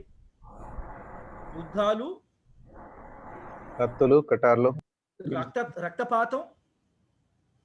ఇది ప్రభువారు ఏమంటున్నాడు? అయ్యా, ఆ రకంగా అయితే ఈ పాటికి మా వాళ్ళు వచ్చేవారు కదా, ఎవడ్రా మా సార్ని పట్టుకుందని వచ్చేవాడు, వచ్చేవాళ్ళ కాదు, ఈ పాటికి వస్తుండే వాళ్ళు. అసలు ఆ వేళ నా మీద ఆల్రెడీ ఒకటి మొదలు పెట్టాడు. ఏం పేరు ఆయన పేరు? ఇక్కడే ఉన్నారు మీరే, సైమన్ గారు. తెలియకుండా సైమన్ అని సీక్రెట్ పేరు పెట్టుకున్నారు. పీటర్ అంటే అందరూ తెలిసిపోద్దని. ఆయన చూడండి, చాలా తెలివిగా సగం పెట్టుకున్నాడు. వేసేసారు, తీశారు, ఒక నేసేశారు. ఆవిడ ప్రభువారు అన్నాడు, నీవు అవరాక్షన్ చాలా లోపల పెట్టేసే, ఇది కాదు మన పద్ధతి, మన వేరే పద్ధతి అన్నాడు. ఇక్కడ పేతుతో చెప్పిన పిలాతో కూడా, పిలాతో చెప్తున్నాడు, నాయన మా పద్ధతి వేరే, అక్కడ ఆల్రెడీ ఒకటి మొదలు పెట్టాడు, చెప్పాను అక్కడ కాదు నాయన మన పద్ధతి వేరే అన్నాను, మా పద్ధతి ఈ లోక పద్ధతి కాదంటున్నాడు దేవుడు, యేసుప్రభులు వారు. అంత మాత్రం చేత ఆయన రాజ్యమే స్థాపించదలుచుకోలేదు, ఆయన పరిపాలనే చేయదలుచుకోలేదు అని చెప్పలేదండి. నేను రాజు అంటే నువ్వన్నట్టే. నువ్వన్నట్టే అర్థం ఏంటి? నేను రాజునే, బట్ పద్ధతి వేరు. నీ లెక్కలు వేరు, నా లెక్కలు వేరు. కానీ వాళ్ళకి నా లెక్కలు అర్థం కాలేదు. That's reason they delivered me in to your hands అన్నట్టుగా ప్రభు వారు మాట్లాడుతూ ఉంటాడు. దీన్ని బట్టి ఆయన physical descendant of David and of course Abraham, and he came to earth physically. If it is all spiritual if it is going to be only spiritual, he is not needed to be born. Prophets ద్వారా పని అయిపోద్ది, preachers ద్వారా పని అయిపోద్ది, angels ద్వారా పని అయిపోద్ది. He has to physically fulfill కాబట్టి he had to be born physically. And that physical birth of Jesus Christ is the proof that the physical fulfillment of the kingdom is pending. రాజ్యం మీ దగ్గర నుంచి తీసివేయబడింది అనే మాట అంటే మన రాజ్యం ఒకటి ఉండింది, అది ఎస్టాబ్లిష్ అవ్వబోయేదే, కానీ వాళ్ళ అవిశ్వాసాన్ని బట్టి అవ్వలేదు అనేది మనకు అర్థమవుతుంది. మూవింగ్ ఆన్ ఫర్దర్, అసలు ఈ డేవిడిక్ కవెనెంట్ అనేది దావీదు నిబంధన కండిషనలా అన్కండిషనలా? ఎందుకంటే కండిషనల్ అయితే అది టెంపరరీ, అన్కండిషనల్ అయితే అది eternal. And when we know if it is conditional, then it is going to be temporary. Unconditional, eternal. Now let us find out whether it is conditional covenant or unconditional covenant. God very specifically మాట్లాడుతూ, వాళ్ళు అవిధేయులై తిరస్కరిస్తే కనుక నేను వాళ్ళని శిక్షిస్తాను, but నీకు రాజ్యం ఇవ్వడానికి సౌలును శిక్షించి రాజ్యాన్ని పూర్తిగా తీసేసుకొని అతని కుటుంబాన్ని పక్కన పెట్టినట్టుగా మాత్రం చేయను. Do you see a conditional element or unconditional element here? కొంచెం జాగ్రత్తగా ఆలోచించి చెప్పండి.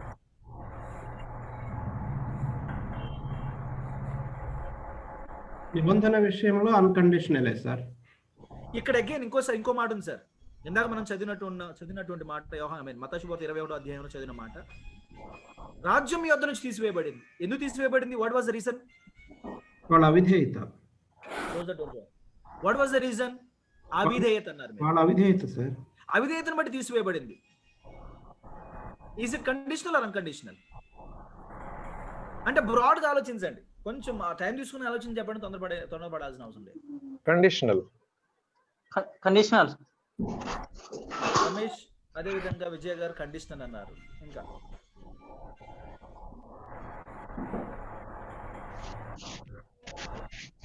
అంటే నిబంధన చేసినప్పుడే చెప్పాడు కదా సార్ ఆయన.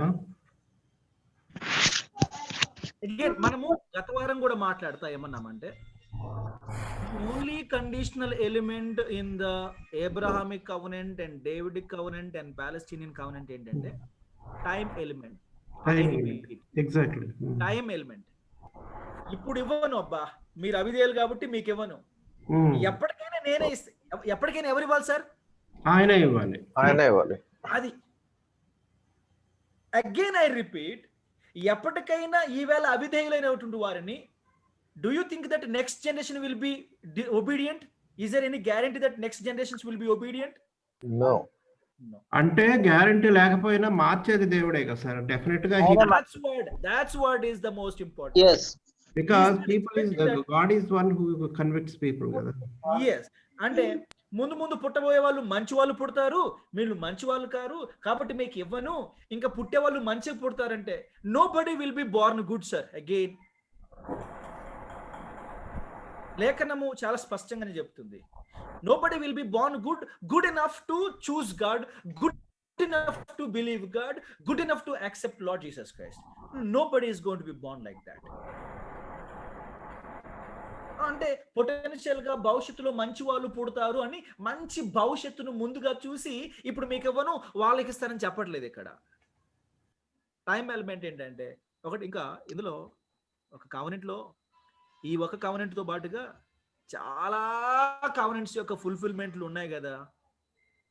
ఈ టైం ఇట్ ఈస్ పోస్ట్ పోన్డ్, ఎందుకంటే ఈ గ్యాప్లో జరగాల్సిన పనులు కొన్ని ఉన్నాయి.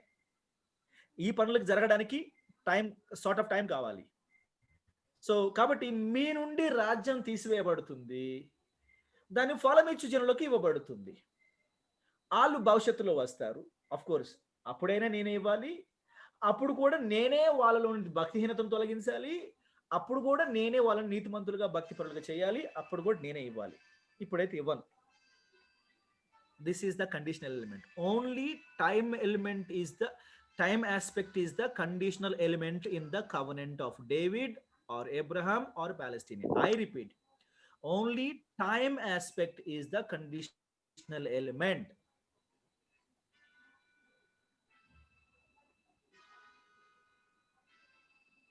బట్ ఎప్పటికైనా ఆయన ఇవ్వాలి. ఎందుకంటే డేవిడ్తో చెప్పినప్పుడు కూడా ఐ విల్ పనిష్ అనే మాట ఆయన వాడాడు.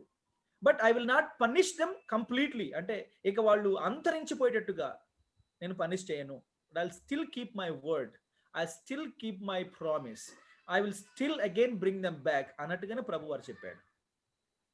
So in spite of their disobedience, now tell me sir, did Jesus Christ came to earth to establish the kingdom because people were obedient?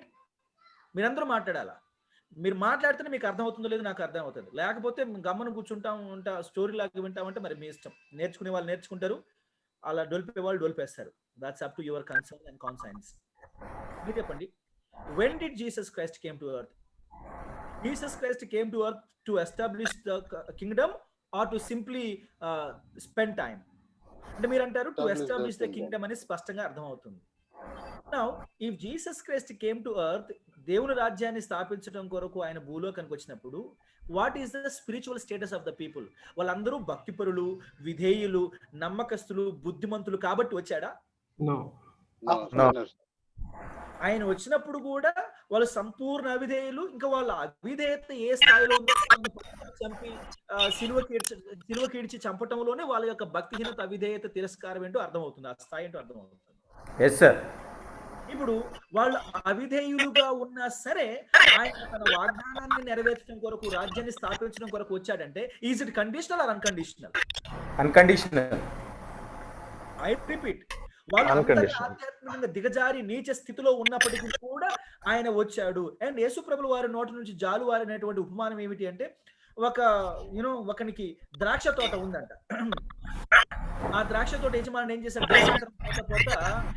గుత్తదారులకి దాన్ని కౌలుకి ఇచ్చేసి వెళ్ళిపోయాడట. వెళ్ళిపోయిన తర్వాత ఆ కోతకాలం వచ్చినప్పుడు తనకు రావాల్సినటువంటి కౌలు కొరకు, what ever you call it, దాని కొరకు సేవకులను పంపించాడంట.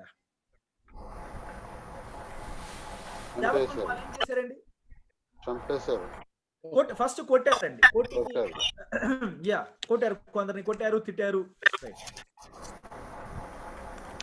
ఫస్ట్ వాడిని కొట్టినప్పుడు తిట్టినప్పుడే మళ్ళీ ఇంకొకరిని పంపించాడు, మళ్ళీ ఇంకొకరిని పంపించాడు, మళ్ళీ ఇంకొకరిని పంపించాడు. Why does he do this? ఇలా ఎందుకు చేస్తున్నాడు ఈయన అంటే and ultimately he sent his son so that నా కుమారుని వీళ్ళు సన్మానించి నాకు రావాల్సినటువంటిది ఇస్తారేమని చెప్పి తన కుమారుని పంపించాడంట. అంటే దీన్ని బట్టి మనకి ఏమర్థం అవుతుంది? Is it conditional or unconditional? సంపారు అన్కండిషనల్, బట్ వాళ్ళకి సమయాన్ని ఇచ్చాడు sir, but they not change.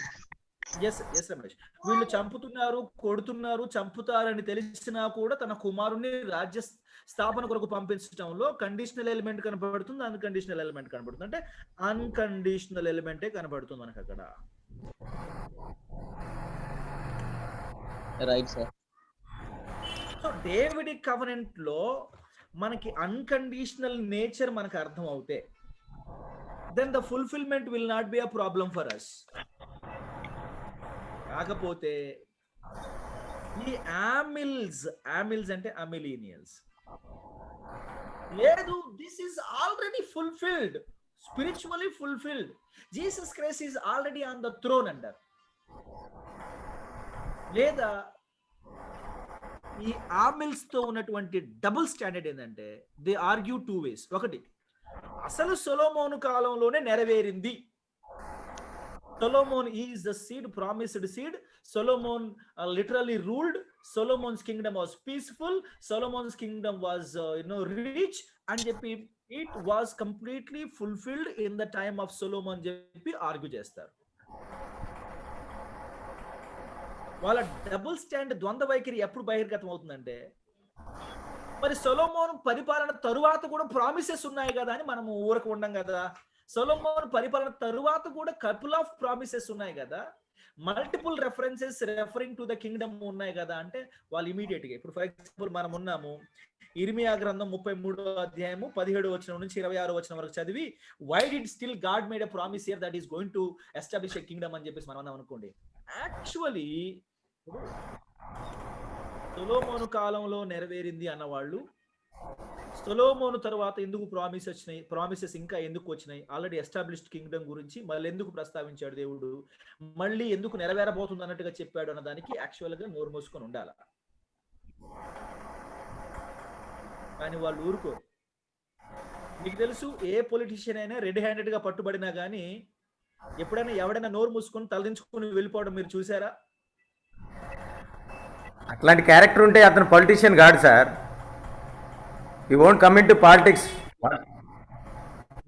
Whatever the భవిష్యత్తులో నేను కూడా ఒక పొలిటీషియన్ అవుదాం అనుకుంటున్నాను. నిరుత్సాహపరుస్తున్నారు. We wish you all the best, sir. May God empower you. Right. Point ఏంటంటే, సాధారణంగా అవును కదా, సొలొమోను కాలంలో ఆల్రెడీ ఎస్టాబ్లిష్ అయిపోయినప్పుడు మళ్ళీ ఎందుకు పోస్ట్ సొలొమోను ప్రామిసెస్ ఎందుకు వచ్చాయి? నా అభిప్రాయం తప్పనమాట. అట్లయితే లెట్ మీ చెక్ అని ఎవరైనా ఆ పని చేయాలి. వీళ్ళు ఏమంటారంటే, యా సొలొమోను తర్వాత వచ్చిన ప్రామిసెస్, యేసుక్రీస్తు ప్రభువు వారు ఇప్పుడు సింహాసనం మీద ఉన్నాడు కదా, ఇప్పుడు నెరవేరుతుంది. అదేందా, ఆల్రెడీ సొలొమోను కాలంలో నెరవేరింది అన్నావు కదా, కింగ్డమ్ ఒకసారి ఆల్రెడీ అయిపోయింది అన్నావు, మళ్ళీ కింగ్డమ్ ఆల్రెడీ అయిపోయిన తర్వాత, సీడ్ ఆల్రెడీ అయిపోయిన తర్వాత, థ్రోన్ ఆల్రెడీ అయిపోయిన తర్వాత మళ్ళీ ఇప్పుడు యేసుక్రీస్తులో నెరవేరుతుంది అంటున్నావు. సమాధానం లేదు. వీళ్ళు సమాధానం చెప్పరు. 89వ కీర్తన 45, 46 వచనాలు మనం చదువుకుందాం సార్.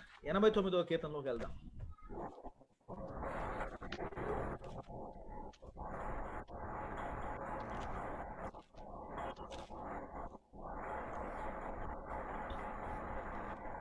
నలభై 46 నుంచి నేను చదువుతాను. Let me read it for you.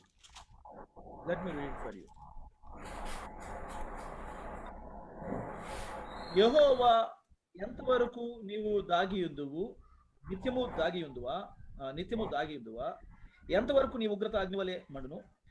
నా ఆయుష్కాలము ఎంత కొద్దిదో జ్ఞాపకం చేసుకొనుము. ఎంత వ్యర్థముగా నీవు నరులందరినీ సృష్టించి ఉన్నావు. మరణమును చూడక బ్రతుకు నరుడెవడు? పాతాళం యొక్క వశము కాకుండా తన్ను తాను తప్పించుకుని గలవాడెవడు? ప్రభువా, నీ విశ్వాస్యతతోడని నీవు దావీదుతో ప్రమాణం చేసిన తొల్లిటి నీ కృపాతిశయములు ఎక్కడ? ప్రభువా, నీ సేవకులకు వచ్చిన నిందను జ్ఞాపకం చేసుకునము. బలవంతులైన జనులందరి చేతను నా ఎదలో నేను భరించున్న నిందను జ్ఞాపకం చేసుకునము.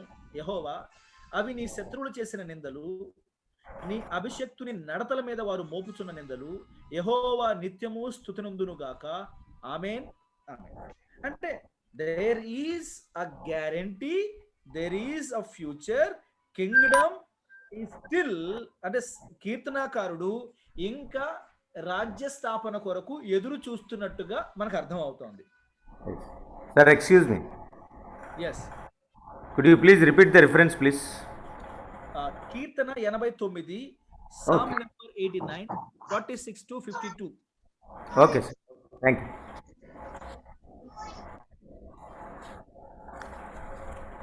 ఓకే.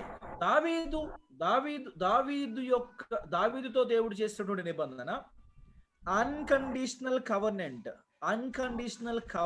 అంటానికి బేసికలీ ఒక 3 పాయింట్స్ మనం పరిశీలిద్దామండి. we will see at least 3 points. ఎందుకంటే ఇతర అబ్రహామిక్ లేదా పాలస్తీనియన్ కవనెంట్ ఏ విధంగానైతే ఇటర్నల్ కవనెంట్ అని పిలువబడుతూ వచ్చిందో, Davidic covenant is also called eternal covenant for multiple times. Eternal covenant must be unconditional covenant.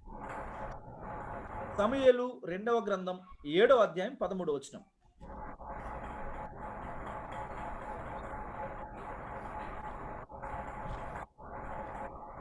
At least 3 reasons we will provide that Davidic covenant is an unconditional and therefore an eternal, or eternal therefore unconditional.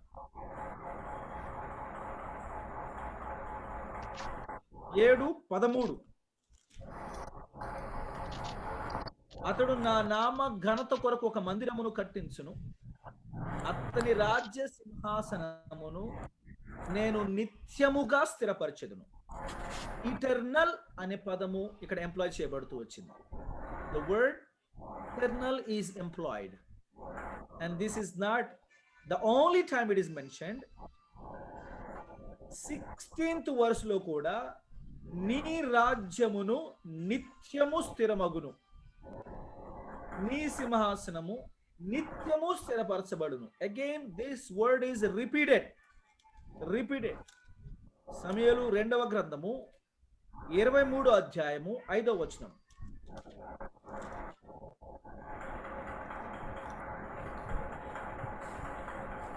నా సంతతి వారు దేవుని దృష్టికి అనుకూలులే గదా, ఆయన నాతో నిత్య నిబంధన చేసి ఉన్నాడు. And that's enough for us. ఇంకా మనం ముందుకు వెళ్ళొద్దు. ఆయన నిబంధన సర్వ సంపూర్ణమైన నిబంధనే. రైట్, నిత్య నిబంధన, సర్వ సంపూర్ణమైన నిబంధన అనే పదాలు ఇక్కడ వాడుతూ వస్తున్నాడు. అండ్ ఏస్కేలో ఇందాక మనం ఆల్రెడీ చదువుకున్నాము. ఐజయా 55:3, యెషయా గ్రంథము 55:3. చెవియొగ్గి నా యొద్దకు రండి, మీరు వినిన ఎడల మీరు బ్రతుకుదురు, నేను మీతో నిత్య నిబంధన చేసేదను, దావీదునకు చూపిన శాశ్వత కృపను చూపుదును. ఎందుకు ఆ తర్వాత అబ్రహాము ప్రస్తావన రాకుండా దావీదు ప్రస్తావన వస్తుందండి?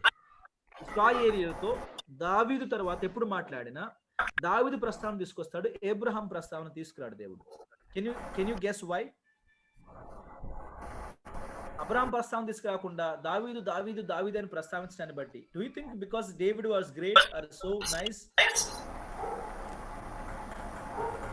or why did God use always David as an example? Because he is having a plan to bring Jesus Christ from David's seed. Yeah, that is right, sir. That is right. Okay. ఇంకా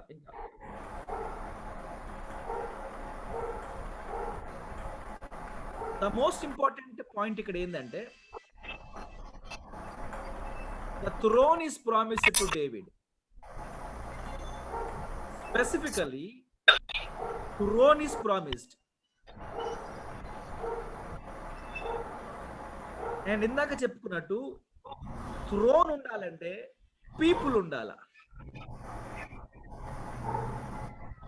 so మీ పితరుడైనటువంటి దావీదును ఎలాగైతే నేను నిత్య నిబంధన చేశానో, మీరు విధేయులైతే మీతో కూడా నేను నిబంధన చేసి మిమ్మల్ని కాపాడుతాను అని ప్రభువారు మాట్లాడుతున్నాడు.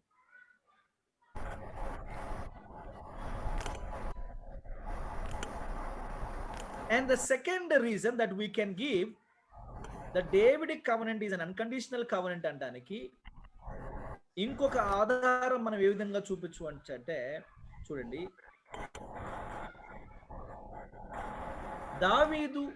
దావీదు కంటే ముందు దేవుడు ఆల్రెడీ అబ్రహాముతో నిబంధన చేశాడు.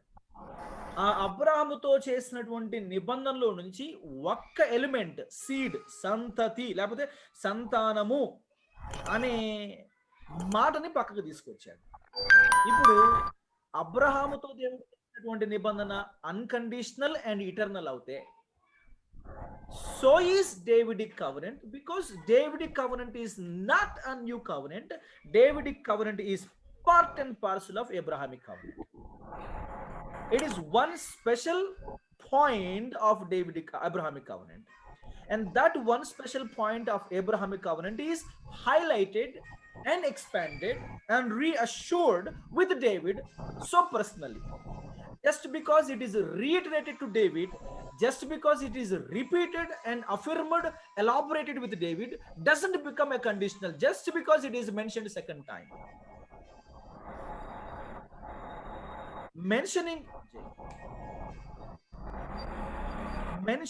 second time with David and so personally does not make Davidic covenant a conditional covenant. Remember, it still retains or it still contains the nature of Abrahamic covenant. Now, Abrahamic covenant is an unconditional covenant, and so should be the Davidic covenant. First point, Andy.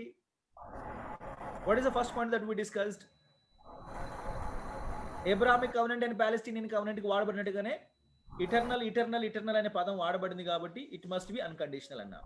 రెండోది, ఇది Davidic covenant అబ్రాహామిక్ covenant లో part and parcel కాబట్టి ఆ part and parcel just because it is highlighted and specified to a particular some individual, it doesn't become conditional covenant altogether అని చెప్పేసి మనం మాట్లాడుకున్నాం. And what is the third proof that Abrahamic Davidic covenant is an unconditional covenant అంటానికి? What is the third proof? Now, ఇందాక మనం మాట్లాడుకున్నాం already, యేసుక్రీస్తు ప్రభుల వారిని దేవుడు భూలోకానికి పంపించినటువంటి సందర్భంలో వాళ్ళప్పటికే సంపూర్ణ అవిధేయులుగా ఉన్నారు. అండ్ యేసుక్రీస్తు ప్రభుల వారిని భూలోకానికి పంపించటం అనేది దావీదు సింహాసనాన్ని కూర్చున్నటువంటి వాగ్దానానికి నెరవేర్పుగానే యేసుక్రీస్తు ప్రభుల వారు భూలోకానికి వచ్చాడని, ఆయన దావీదు కుమారుడుగా పిలువబడతాడు, దావీదు సింహాసనాన్ని పరిపాలిస్తాడు అని వాగ్దానం చేయబడ్డాడు. We will now once go to శుభవార్తల్లోకి వెళ్ళి ఆయన పుట్టుకకు సంబంధించినటువంటి సంగతులు పరిశీలించినప్పుడు ఈ ప్రస్తావనలు మనకు కనబడతా ఉన్నాయి.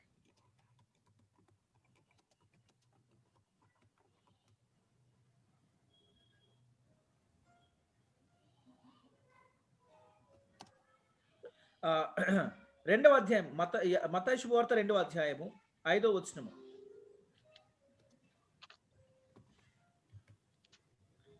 యూదయ బెత్లెహేమ, నీవు యూదా ప్రధానులలో ఎంత మాత్రమును అల్పమైనదను కావు, ఇశ్రాయేలును నా ప్రజలను పాలించు అధిపతి నీలో నుండి వచ్చును అనే మాట ఇక్కడ మనకి కనబడుతుంది. అదేవిధంగా we will go over to Luke.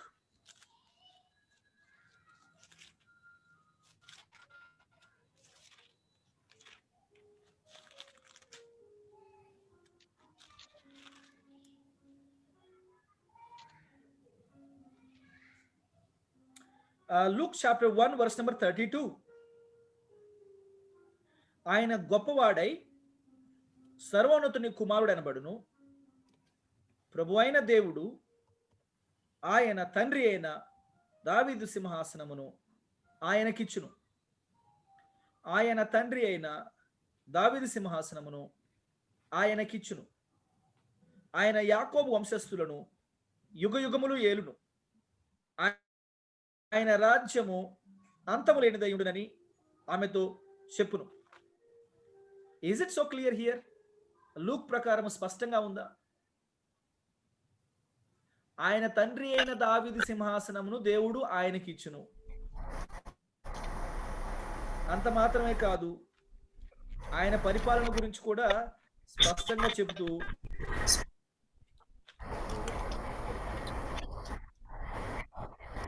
ఏమంటాడు? ఆయన యాకోబు వంశస్థులను యుగయుగములు ఏలును, ఆయన రాజ్యము అంతము లేనిదై ఉండును. అంటే దావీదు సింహాసనాన్ని గూర్చినటువంటి వాగ్దానం ఇంకా నిలబడి ఉంది. Even at the birth of Jesus Christ, the throne of David is still brought into discussion, and the one who is going to be born is going to be given the throne of his father David, and he is going to rule the people of Israel forever and ever, and his kingdom will never have an end.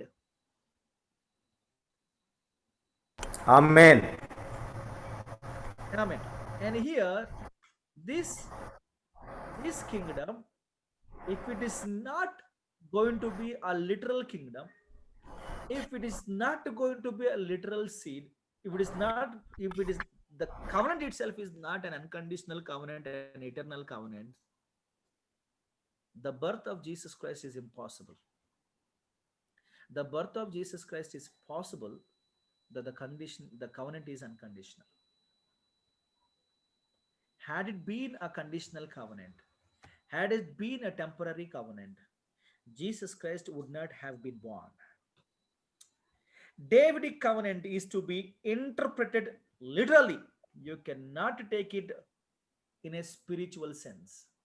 You cannot take it an allegorical sense. ఆయన సింహాసనం మీద already ఉన్నాడు, ఇప్పుడు ఆయన దేవునితో పాటుగా కూర్చున్నాడు, ఆయన ఆధ్యాత్మికంగా మన హృదయాల్లో పరిపాలన చేస్తున్నాడు. హృదయాలలో పరిపాలన చేసేవాడవుతే రాజ్యము మీ యొద్ద నుండి తీసివేయబడి దాని ఫలమిచ్చు జనులకు ఇవ్వబడుతుంది అనే ప్రస్తావన మత్తయి శుభవార్తలో ఎందుకు వచ్చింది? రోమా పత్రిక 9, 10, 11 అధ్యాయాల్లో ఇంకా ఇశ్రాయేలు భవిష్యత్తును కలిగి ఉండబోతోంది అన్నట్టుగా ఎందుకు చర్చించబడింది? ఎందుకు ఇశ్రాయేలు ఇంకా ప్రత్యేకం అన్నట్టుగానే ప్రస్తావనలు వస్తూ ఉన్నాయి? ఎందుకు ఇశ్రాయేలు ఇంకా దేశంగా నిలబడి ఉంది? ప్రపంచంలో మరి ఏ దేశము నిలబడనటువంటి రీతిన ఇశ్రాయేలు ఇంకా ఒక దేశంగా ఎలా నిలబడగలిగింది? ఇశ్రాయేలు ఒక దేశంగా నిలబడటంతోనే మనకు అర్థమవుతోంది ఇశ్రాయేలు ఇంకా భవిష్యత్తును కలిగి ఉందని. ఇశ్రాయేలు నిజంగా మారు మనసు పొందలేదు ఇప్పుడు. అంటే వాళ్ళు భౌతికంగా ఇశ్రాయేలీయులు.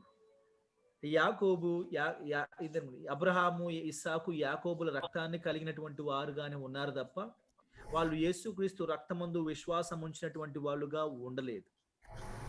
They are still physical Israelites. అంటే though there are some believers, they are exceptional, they come under the church. But the majority people are Israelites, physical Israelites. And if they are going to be physical Israelites in the future, there is going to be a tribulation. If there is going to be a tribulation, there is going to be a second coming. If there is going to be a second coming, there is going to be a millennium. If you have to say no to one, you will have to say no to all. ఒకదానికి no చెప్తే తక్కినటువంటి అన్నిటికీ no చెప్పాల్సి ఉంటుంది. ఒకటి literal కాదు అంటే తక్కినవేవి literal కాదు.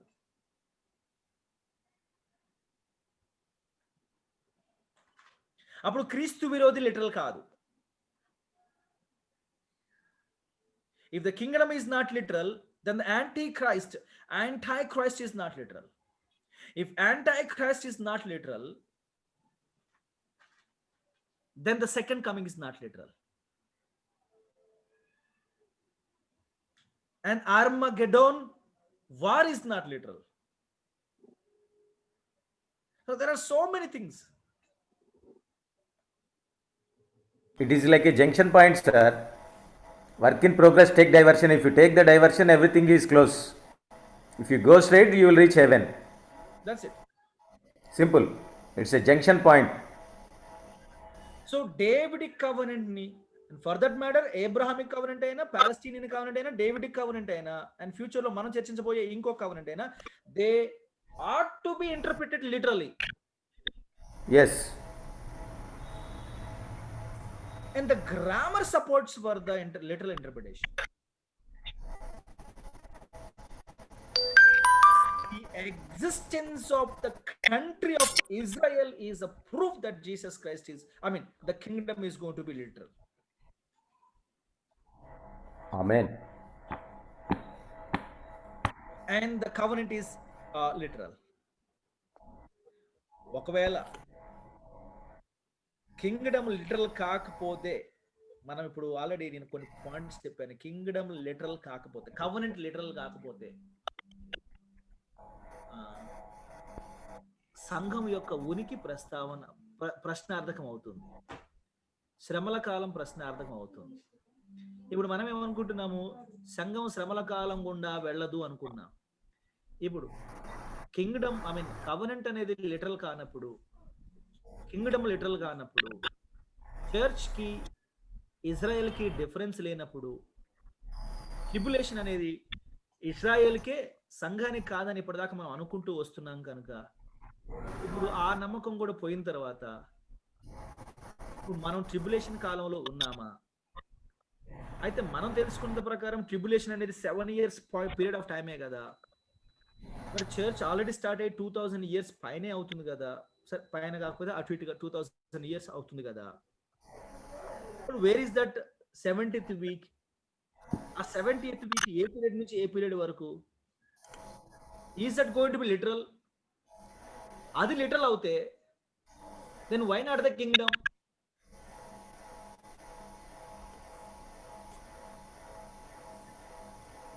మరి యేసుక్రీస్తు ప్రభుల వారు పుట్టినప్పుడు ఆ దూత చేత మరియమ్మకు చేయబడిన వాగ్దానం ఏమిటి?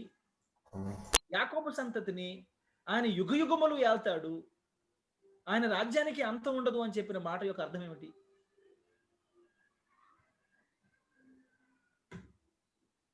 ఆయన వాస్తవానికి ఇప్పుడు నిజంగా యేసు ప్రభువులు సింహాసనం మీద ఉన్నాడు అనుకుంటే, ఈజ్ ఈ రూలింగ్ ఇజ్రాయెల్ ఆర్ ఈజ్ ఈ రూలింగ్ ద చర్చ్? యాకోబు సంతతిని పరిపాలిస్తున్నాడా, సంఘాన్ని పరిపాలిస్తున్నాడా? ఇప్పుడు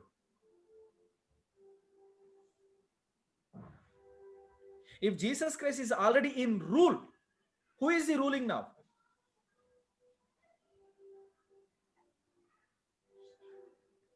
He is ruling the church. Church is a combination of 99% Gentiles, just 1% Jews in it. Do you think that matches the promise that was made to Mary? Mary తోటి Gabriel దూత చేసినటువంటి వాగ్దానము ఈ 1% of యూదుల్ని పరిపాలించడం తోటి సరిపోతుందంటారా?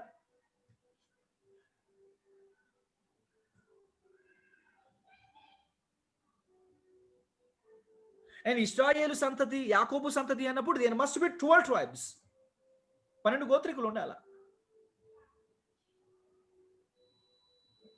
సో ఇప్పుడు యేసు ప్రభుల వారు ఒకవేళ సింహాసనం మీద ఉన్నాడు అని వాదిస్తే, ఆయన సింహాసనం మీద ఉన్నాడు, దాన్ని మనం కాదనట్లా. కానీ ఆయన పరిపాలన ఆధ్యాత్మికంగా పరిపాలన చేస్తున్నాడు, మన హృదయాల్లో పరిపాలన చేస్తున్నాడు, మన జీవితాలను పరిపాలన చేస్తున్నాడు. రెండవ కీర్తన ప్రకారము ఆయన అవిధేయుల్ని కుండను పగలగొట్టినట్టు పగలగొట్టాలి. యాకోబు సంతతి వారిని పరిపాలించాలి, అవిధేయుల్ని పగలగొట్టాలి. Is that happening now? No. Is he ruling the people of Jacob? No. So ఇవన్నీ ప్రశ్నలు సార్.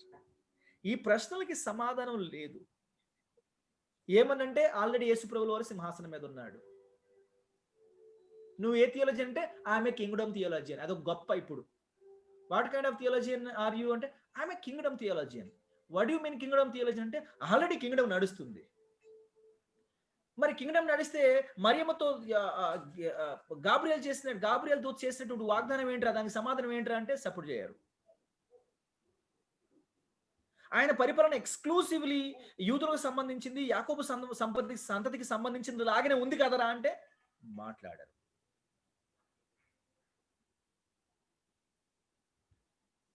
అన్యులు ఎట్లా వచ్చేసారు దాంట్లోకి అంటే సమాధానం ఉండదు. వాట్ థియాలజియన్ ఆర్ యు అంటే I am a kingdom theologian. Sir there is no great thing in here. అంటే షుడ్ వి బి ప్రౌడ్? మనము నేను I'm so and so theology అని చెప్పడం గర్వపడటం కాదు. నేను లేఖనాల్లో ఉన్నటువంటి సత్యాన్ని నమ్ముతున్నాను కాబట్టి అందుకు మనం గర్వపడాలి. సో వీఆర్ ఆ pre-millennial theologians. అంటే we believe that there is going to be millennium. We believe that there is going to be a second coming before millennium. We believe that there is going to be a tribulation before the second coming. We believe that there is going to be a rapture before the tribulation. We have solid references. So సమాధానం చెప్పలేని ప్రశ్నలు చాలా ఉంటుండగా ఈ ఆమిల్స్ కానీ no mills కానీ, ఆమిల్స్ అంటే ఆమిలీనియల్స్, no millennials కూడా ఆమిలీనియల్స్ అంటారు. ఈ amils and no mils, they don't have any answer for our questions, but they still talk and talk and talk and talk. So Davidic covenant is an unconditional eternal covenant, and Jesus Christ as the son of David was born and did not start ruling yet. He will start because kingdom has been postponed. Kingdom has been postponed. When he comes back, ఆయన పరిపాలించబోతున్నాడు. He is going to save them as a nation. He is going to rule them as a nation. He is going to rule them permanently.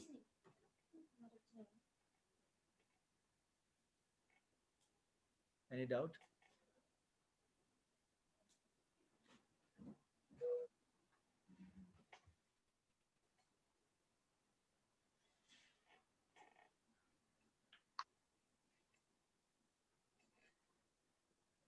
ఈ శ్మశాన నిశ్శబ్దాన్ని ఛేదిస్తూ ఎవరైనా ప్రార్థన చేయండి, ముగించుకుందాం.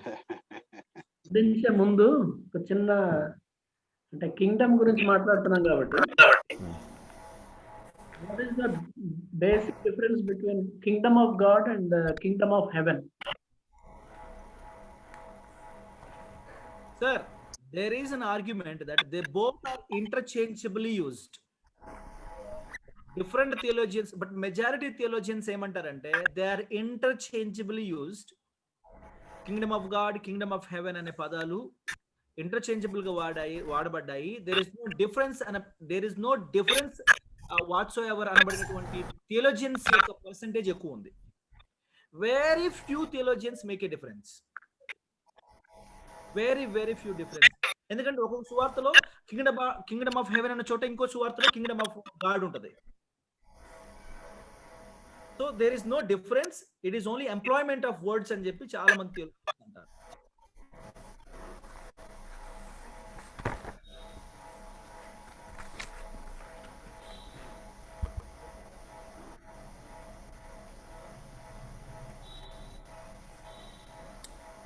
Okay, sir. Shall I pray? కొందరు explanation ఇస్తారు sir, అది కూడా మీకు చెప్తున్నాను. కింగ్డమ్ ఆఫ్ హెవెన్ అంటే మనం పోయి దేవుని సన్నిధిలో ఉండి దేవుని చేత పరిపాలించబడేది దేవుని యొక్క కింగ్డమ్ ఆఫ్ హెవెన్ అంటారు. కింగ్డమ్ ఆఫ్ గాడ్ అంటే దేవుడు భూమి మీద లిటరల్ గా పరిపాలన చేసేది కింగ్డమ్ ఆఫ్ గాడ్ అని చెప్పేసి కొందరు ఇలాంటి ఎక్స్ప్లెనేషన్ ఇస్తూ ఉంటారు, బట్ నాట్ సో కన్విన్సింగ్.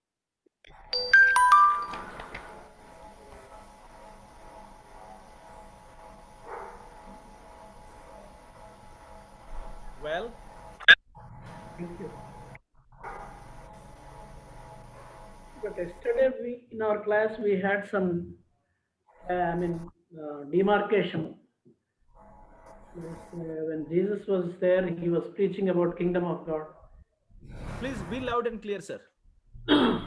అంటే జీసస్ కింగ్డమ్ ఆఫ్ గాడ్ గురించి దేవుని రాజ్యం మీ మధ్యనే ఉంది అనేటువంటి మాట చెప్పారు కదా. అవును. సో దేవుని పరలోక రాజ్యము నాకు వారసులు కారు అనే మాట, మరి ఆ రెండింటికి డిఫరెన్స్ ఏంటండి? See sir, again interchangeably వాడబడ్డాయి అనే మాటతో sticking on to that point. ఇప్పుడు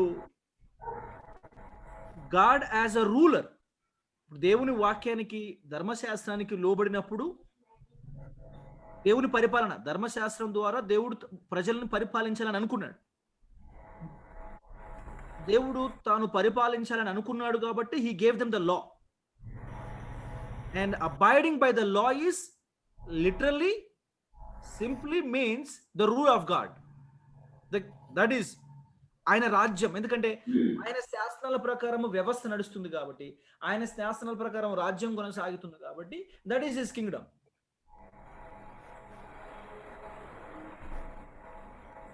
అండ్ రెండోది, ఇప్పుడు ఒక ధనవంతుడు వచ్చి యేసు ప్రభువు వారితో మాట్లాడుతుంటాడు. we will go back go over to Luke లో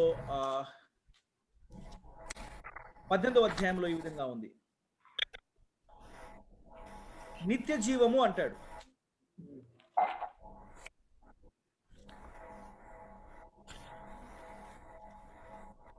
ఇటర్నల్ లైఫ్.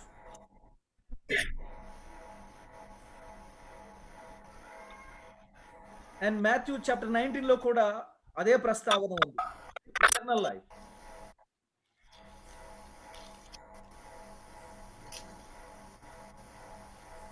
నేను యోహాను శుభవార్త 3వ అధ్యాయంలో నికోదేము వచ్చి ప్రభు వారితో మాట్లాడుతుంటాడు.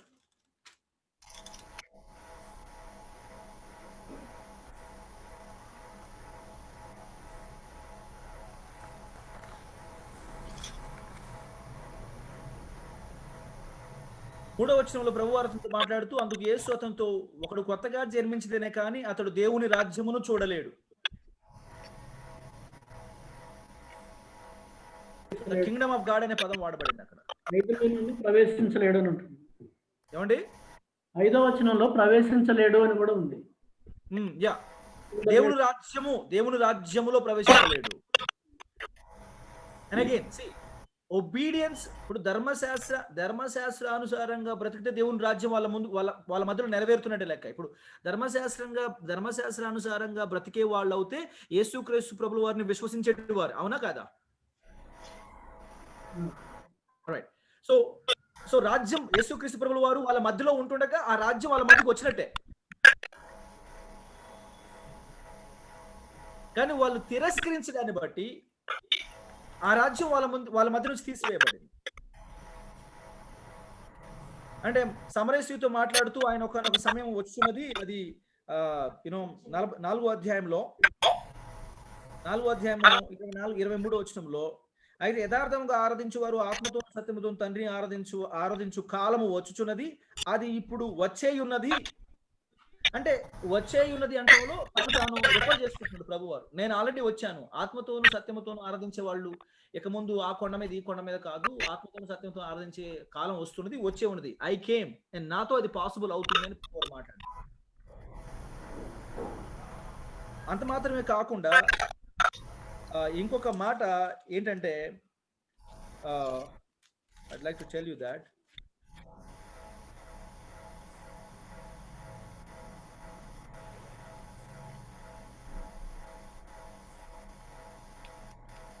it is Matthew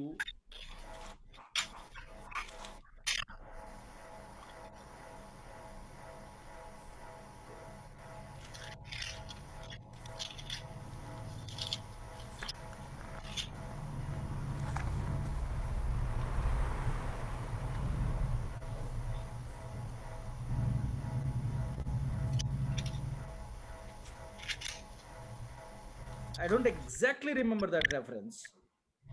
Well, so point ఏంటంటే, యేసుక్రీస్తు ప్రభుల వారు వారి మధ్యలో ఉన్నారు కాబట్టి దేవుని రాజ్యం మీ మధ్యకు వచ్చిందనే ప్రభు వారి మాట చెప్తూనే, అలాగే వారి అవిశ్వాసాన్ని బట్టి రాజ్యం వారి నుండి తీసివేయబడింది కాబట్టి ఆయన రాజ్యంలోకి ప్రవేశించాలి.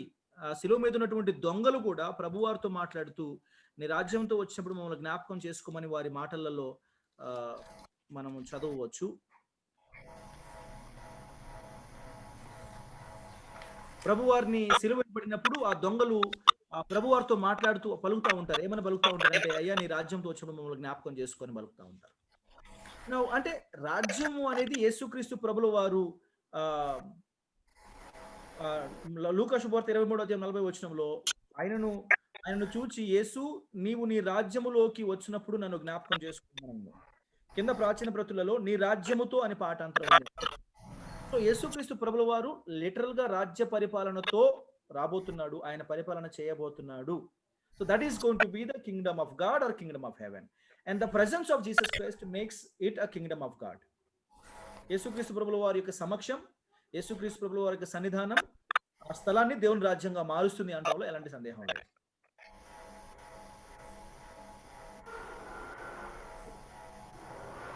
Thank you, sir. Right, sir.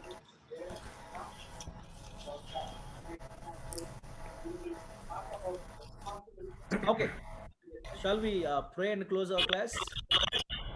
Yes. Okay, brother. Okay, Kumar. Can I ask Emmanuel Garu to close with prayer? If Emmanuel is having any doubts.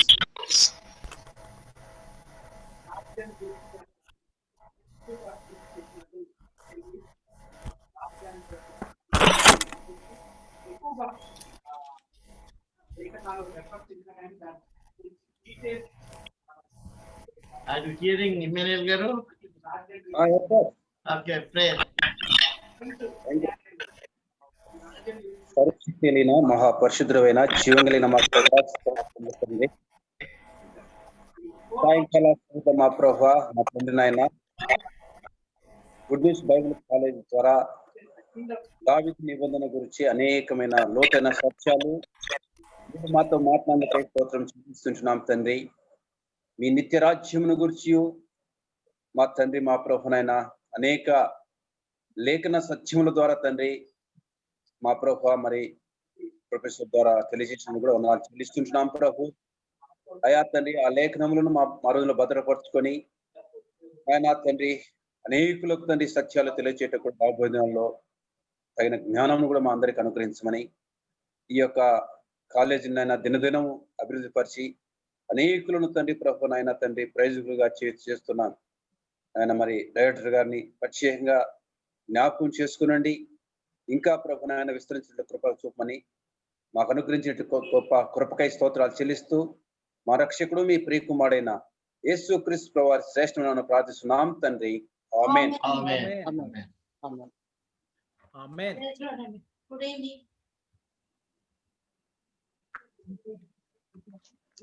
Good evening sir. Good night and God bless you all. Good evening అండి. Thank you. Good evening. Sir good evening. Good evening sir.